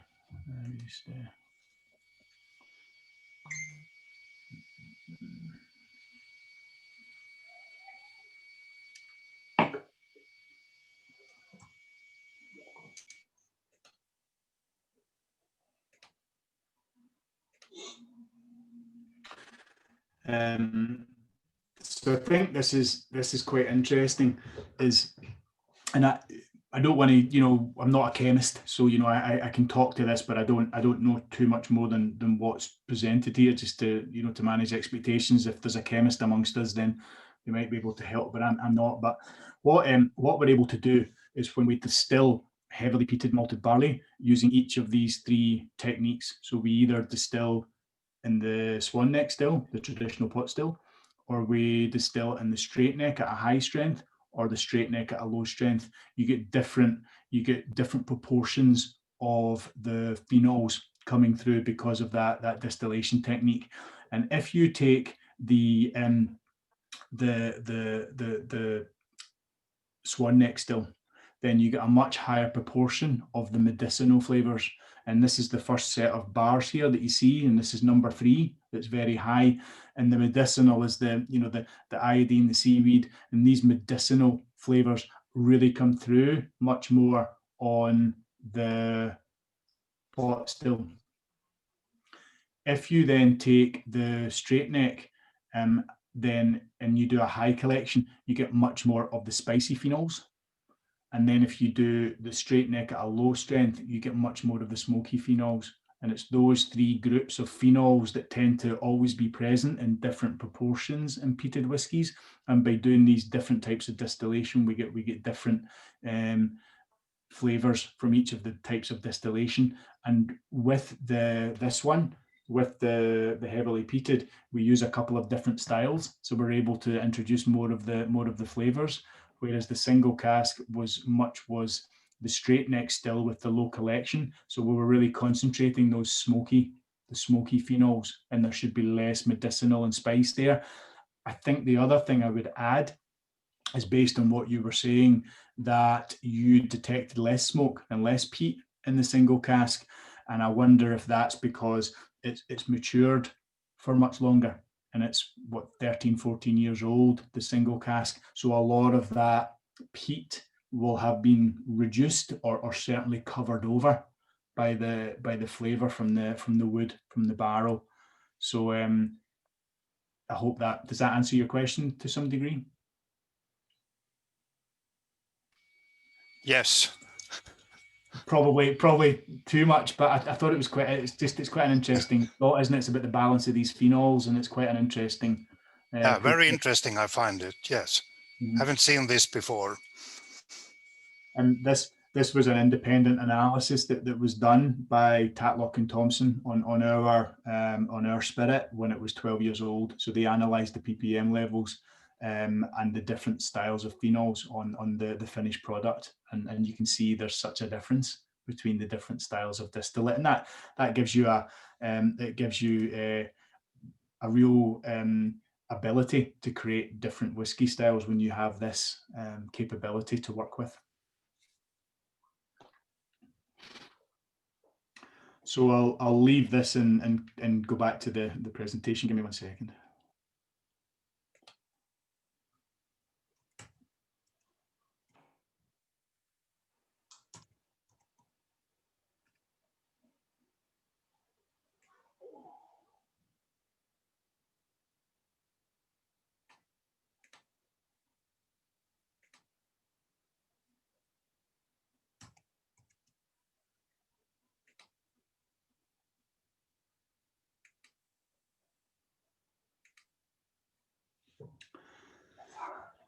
Okay, there we are.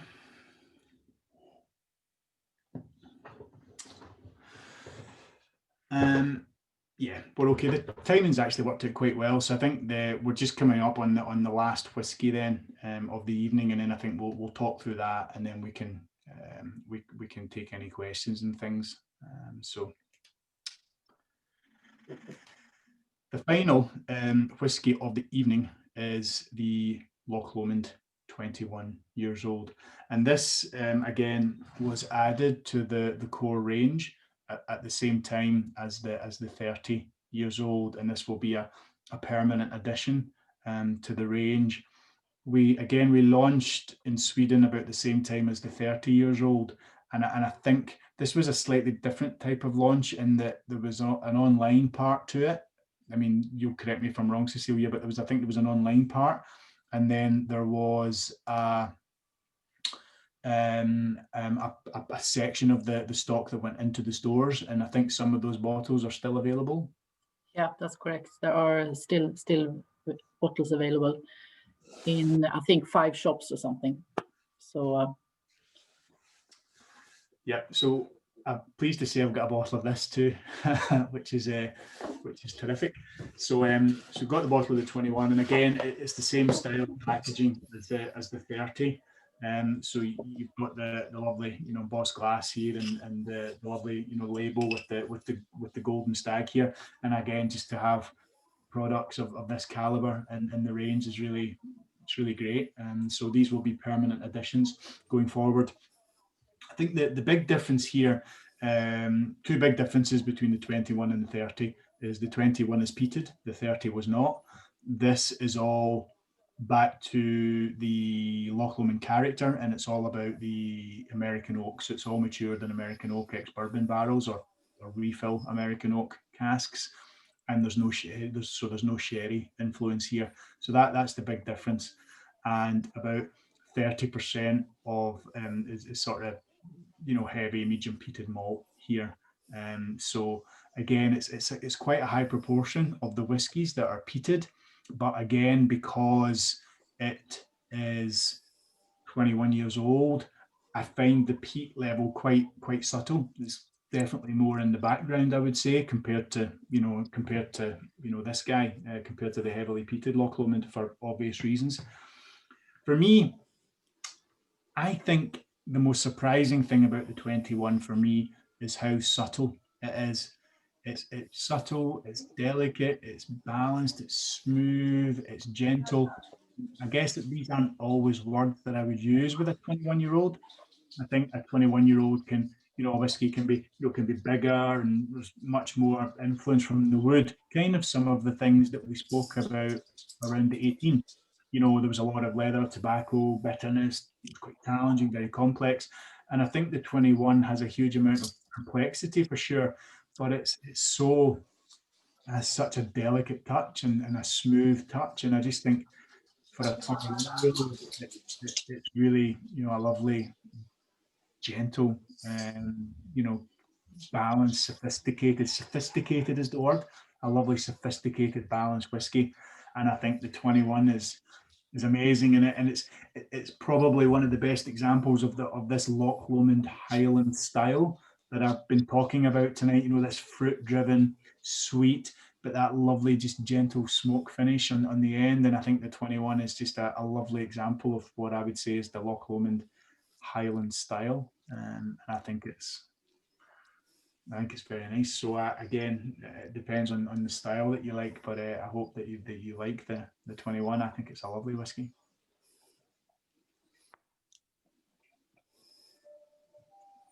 And a very fitting way to finish the tasting. So I hope that you've enjoyed the evening, and I hope that it's been informative, both about Loch Lomond and whiskey in general. If you remember at the beginning, I said, well, we'll try and give you a little bit of insight into the history of Loch Lomond, and we spoke about the history and blending, and that led to the capability, the distillation, the unique distillation capability that we have today with the different types of stills. We have the cooperage, and that capability, and that's allowed us, or allows us today, to create many different styles of single malt at one distillery under one roof. And you've tasted 9 different whiskies tonight, and you'll have liked some of them, hopefully all of them, but certainly some of them. Maybe other ones not so much, and that's okay. That's what whiskey's about. We all like different whiskies, or and that's the whole point. Otherwise, it would be kind of boring. So I hope that you found some whiskies you've liked, and maybe some that not so much. But the point I would like to leave you with, or the thought, is I mentioned briefly earlier, all of these whiskies were created at one distillery, and it just shows the ability at Loch Lomond to create many different styles and flavors of whiskey, and I think that's quite an interesting thought. So I'll relax now and enjoy my 21-year-old, and just to say again, thanks for having me, and thanks for listening. And if you've got any questions or whatever, let me know. And I'm going to hang about because I'm quite keen to see the results of the poll. And so thanks again.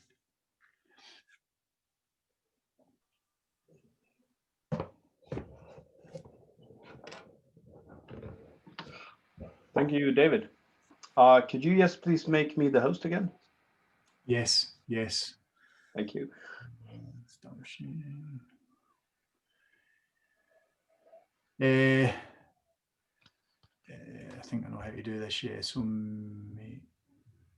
make closed. Done. Okay. Perfect. Thank you. Yeah.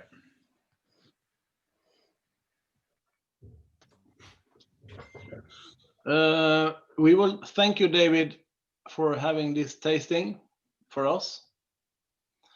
And I know people are interested to set some questions for you. But if you have been to Sweden,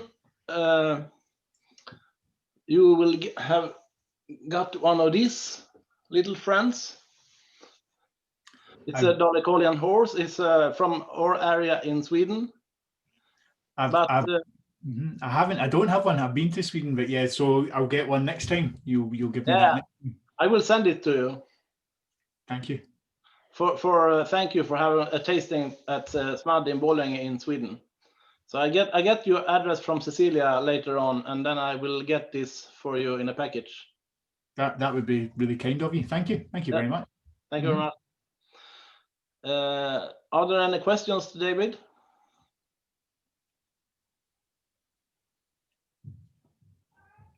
Bengt Brolund here. Am I heard? Yep. Yeah. Yes. I have a non-whiskey related question. I discovered the other day that there is a gin named Ben Lomond on this Systembolaget. Are you responsible for that one too? Yes. Yeah. Yes, we are.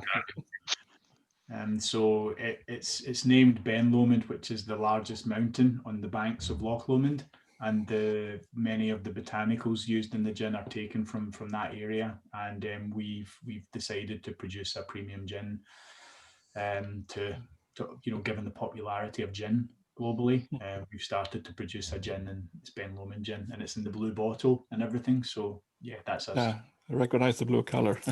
Yeah, thank you. Thank you. Have you tried it? He's not answering. Have you tried it? Not as yet, but I have ordered it. It's not in my local store, so I had to wait for a week. Good. But it's in the ordered. Great, thank you. Yeah, that product, the gin, is only launched in the ordering assortment, so it's not on the shelves in any store.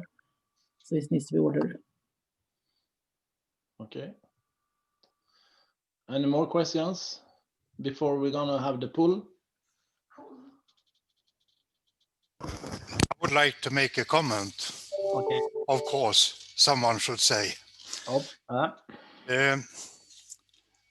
will not say I have a lot of experience of Loch Lomond, but I did visit the distillery. I think it was in 1999, and was taken care of by John Peterson. And it was a very, very different distillery compared to anything I had seen before. While at that time it was only the straight neck stills in production, and you had also the grain part of the distillery, and pot stills was going to be built, so you could see part of it. The whiskies at that time, and I think also for several years after, has not been the best. And I feel what we have tried today is showing that it is a completely new level of Loch Lomond whiskey, and that you have done a good job in trying to support the single malts. So congratulations to you and to the distillery. Thank you very much, and I agree with all of your comments. I think the quality and consistency of Loch Lomond in the past hasn't always been the best, But for the last 10 years or so, since the new management team took over, the focus has been very much on quality and consistency, and I'm pleased that you've recognised that. So thank you for your comments.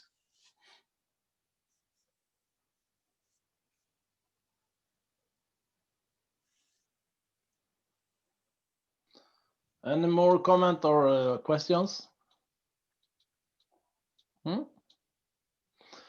Janne, är det ingen som ska kommentera Tintin och Kapten Haddock i afton? Nej, du får göra det. Captain Haddock. Yeah. So I didn't hear the full question, but the story is obviously Loch Lomond is Captain Haddock's whiskey of choice, and the story is that he, if you go back to the Hergé's first editions of Tintin, he references whiskies like Johnny Walker and Hague Club. And the story is that when he came to London and to publish the books, his publisher in London, to publish the books wider, the publisher said to him, "You can't have these brands in here, the Johnny Walker and Hague. You have to make up a brand. You have to make something up." And he made up Loch Lomond.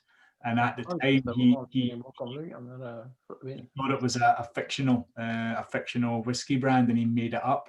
And now Loch Lomond whiskies are strongly associated with Tintin and Captain Haddock and Hergé.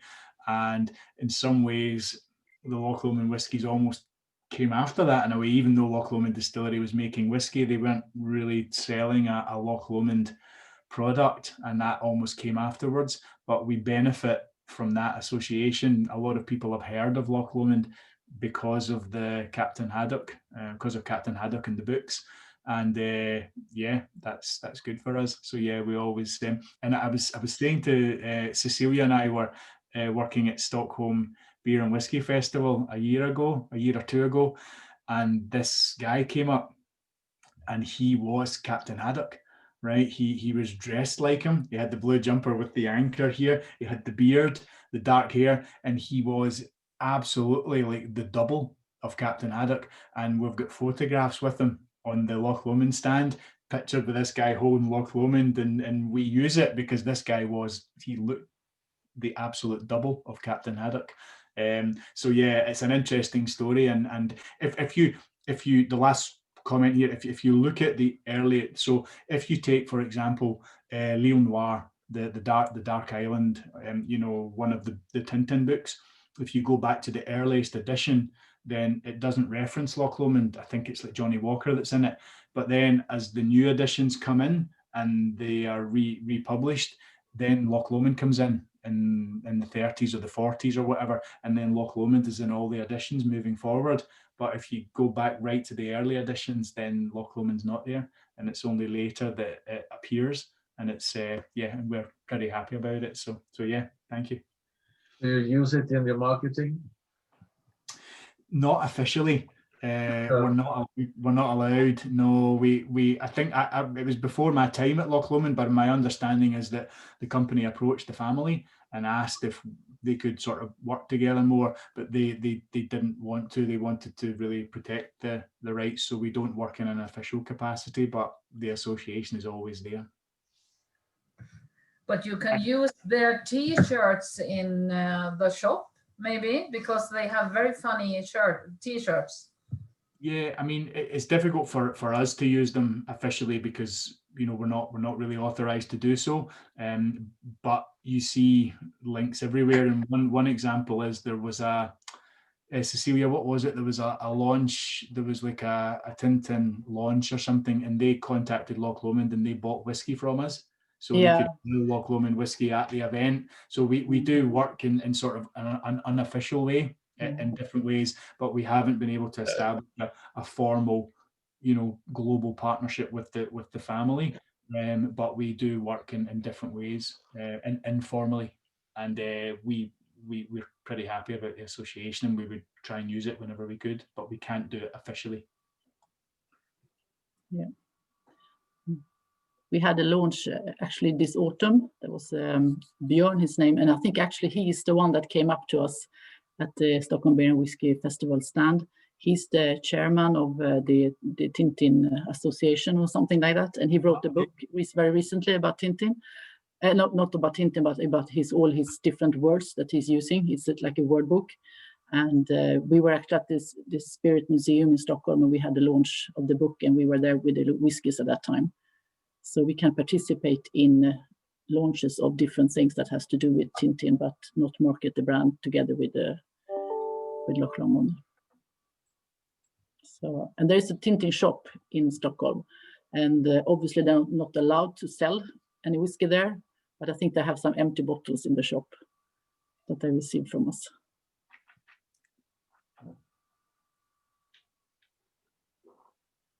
So,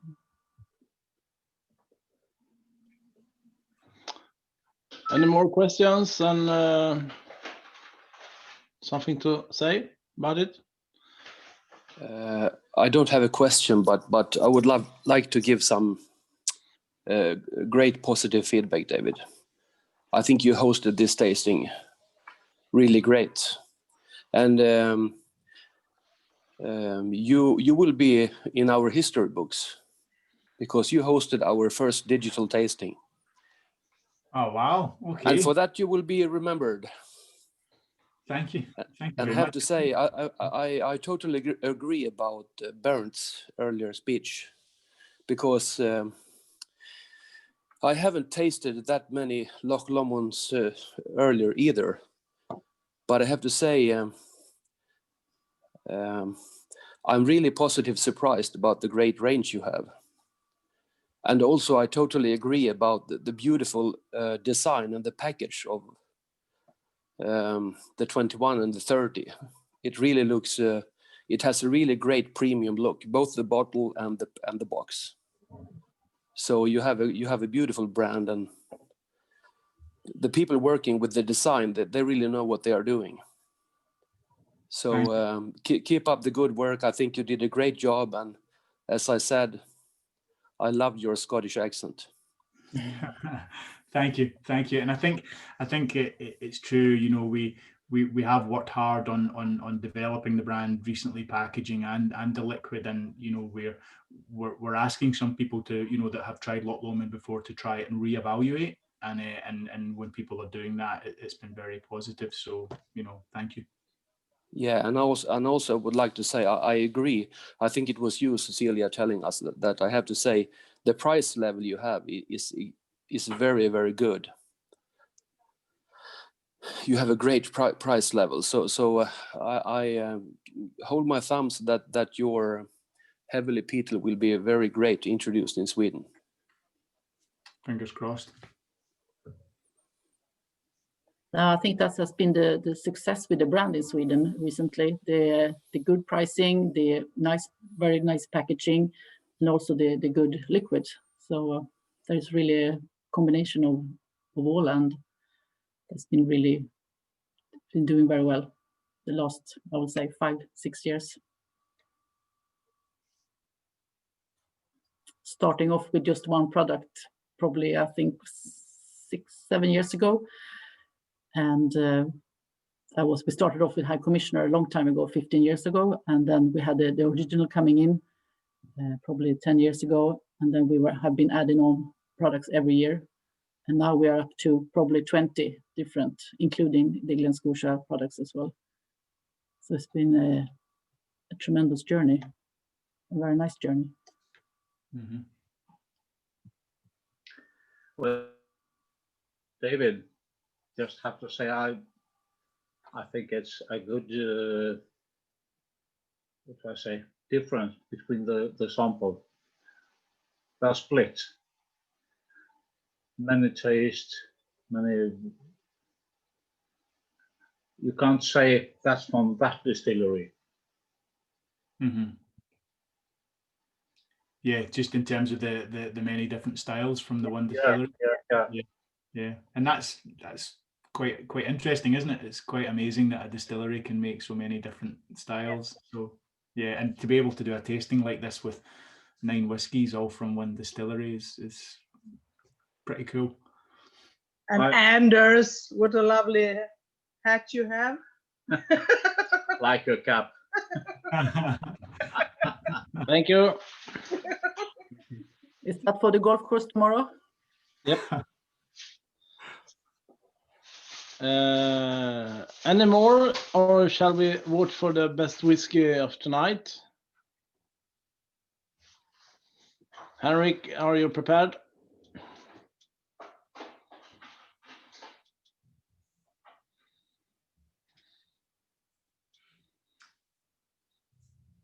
Am I allowed to vote as well?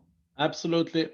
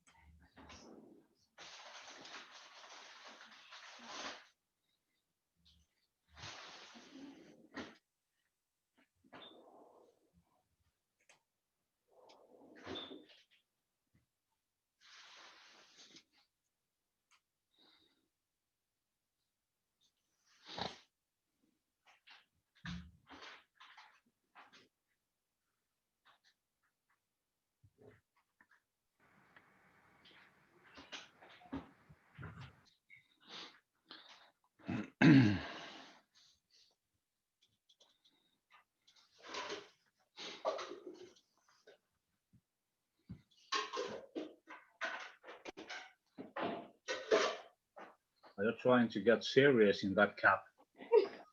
Yeah. Yep. Yep. Okay.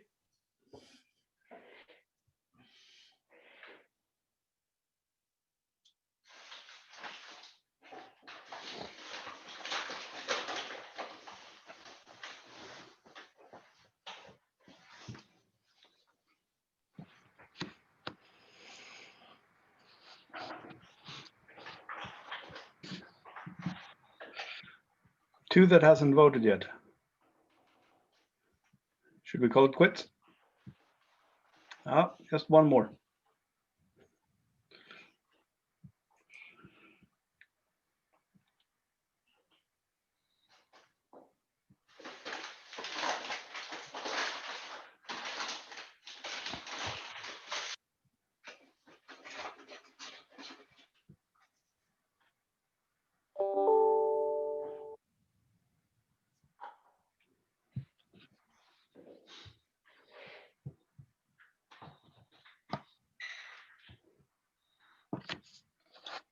Okay.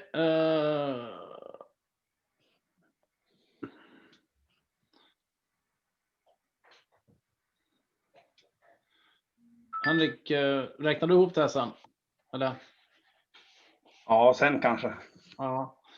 We'll see. Glass number 4 is the best voted for the most best whiskey in first place.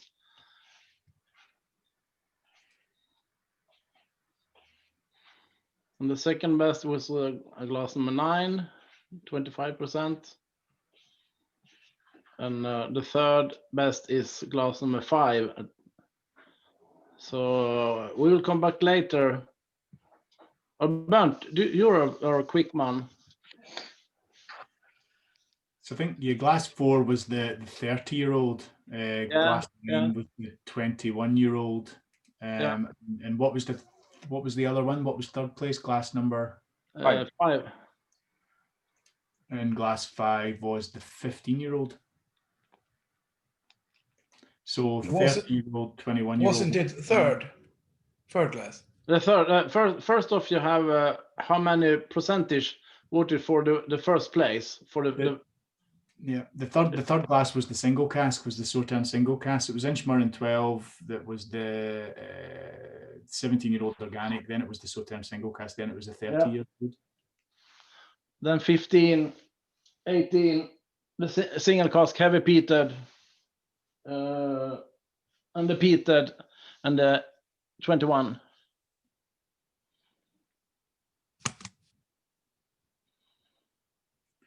Yeah. So the conclusion I've come is that you guys have expensive taste. Yes.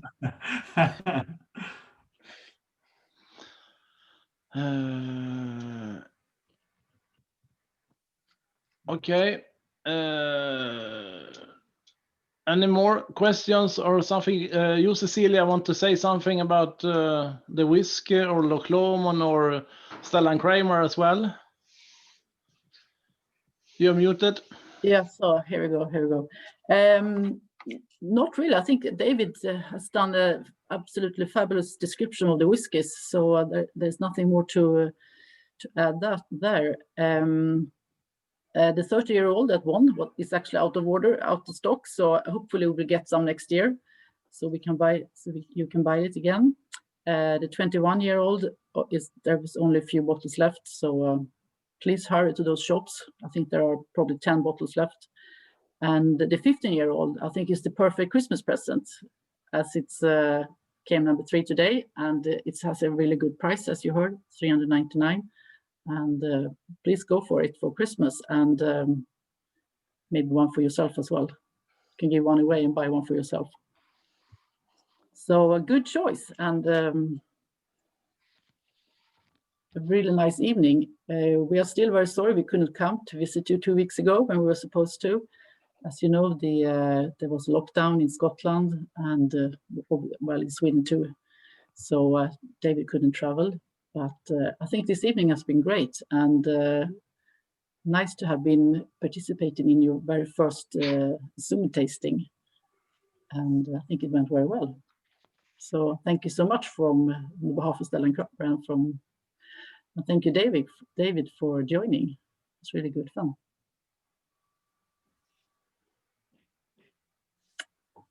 Cecilia, a question. Yes. You said 10 bottles left of the 21-year-old, but what was the price for that one? The 21 is 1,200. 1,289. Okay. And I'm not really sure if you can order them from one shop to another, because there are a few shops in Stockholm, and there's 1 or 2 bottles in each shop, and there are a few out on the countryside. So I'm not sure if you can maybe order them from one shop to another. Maybe this best is talk to your local Systembolag shop and see if they can get it from another shop, if it's not available in Borlänge, for example. I don't think so. I think Cecilia, may I make a comment? I'm not sure that they send between shops now during this COVID-19 periods. Yeah. That is what I heard a few weeks ago from one of the shops here in Borlänge. Yeah, no, I know. I think they sort of stopped that service right now. I did speak to someone yesterday that claimed that he had ordered 2 bottles of the 21-year-old from another shop. So I don't know. Sometimes it seems like it works and sometimes not. So I guess it depends on the shop itself. If you have a good contact in the shop, maybe they can organize it. But you're absolutely correct, Bernd. It's not. They don't do it officially nowadays. So may I just add to this? I live in Stockholm, and if there is someone who would like to have one, please contact me. Michael here. Sorry, I didn't see who was speaking now, because Andreas okay. Eriksson. Okay, because I'm interested in 121-year-old. I can let you know straight away which shops that should have it. It's in 5 shops, and it's in Torsplan, 2 bottles. Sickla in Nacka, 3 bottles. Sickla funkar jättebra för mig. There should be 3 bottles there, and Hamntorget in Hänån. I'm not sure what that is, where that is in Sweden. There is somewhere in Sweden, 6 bottles actually, and in Malmö they have 2 bottles. So Andreas, thank you very much for your great offer. I will contact you. Superb. I can get one for you tomorrow. I'm leaving town for a few days. I will get one tomorrow. I will find a way to thank you. Good.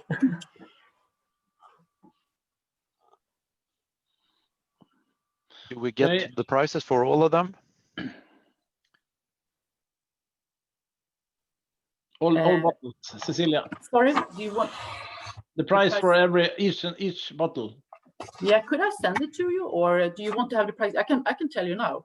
Yeah, please. Yeah, the because the single casks are interesting to see price level. Yeah, the Inchmarin 12-year-old, 379. Which one did we have? The organic, 699. The Sultan finished 731. The 30-year-old, obviously 3,999. The 15, 399. The 18, 689. The Loch Lomond peated, 299. The one is launching on Tuesday. And the single cask heavily peated, 919. And there are a few bottles left of that one. If you want, I can check with shops as well if you're interesting. And the Loch Lomond 21, 1,289. Yep. The 15-year-old is the absolutely most price-valued whiskey I ever seen. Yeah, or no, it is a really good price. Mm-hmm. And we made it quite a large effort together with Loch Lomond to get down in price. And I think it's paid off. So it's a bargain for sure.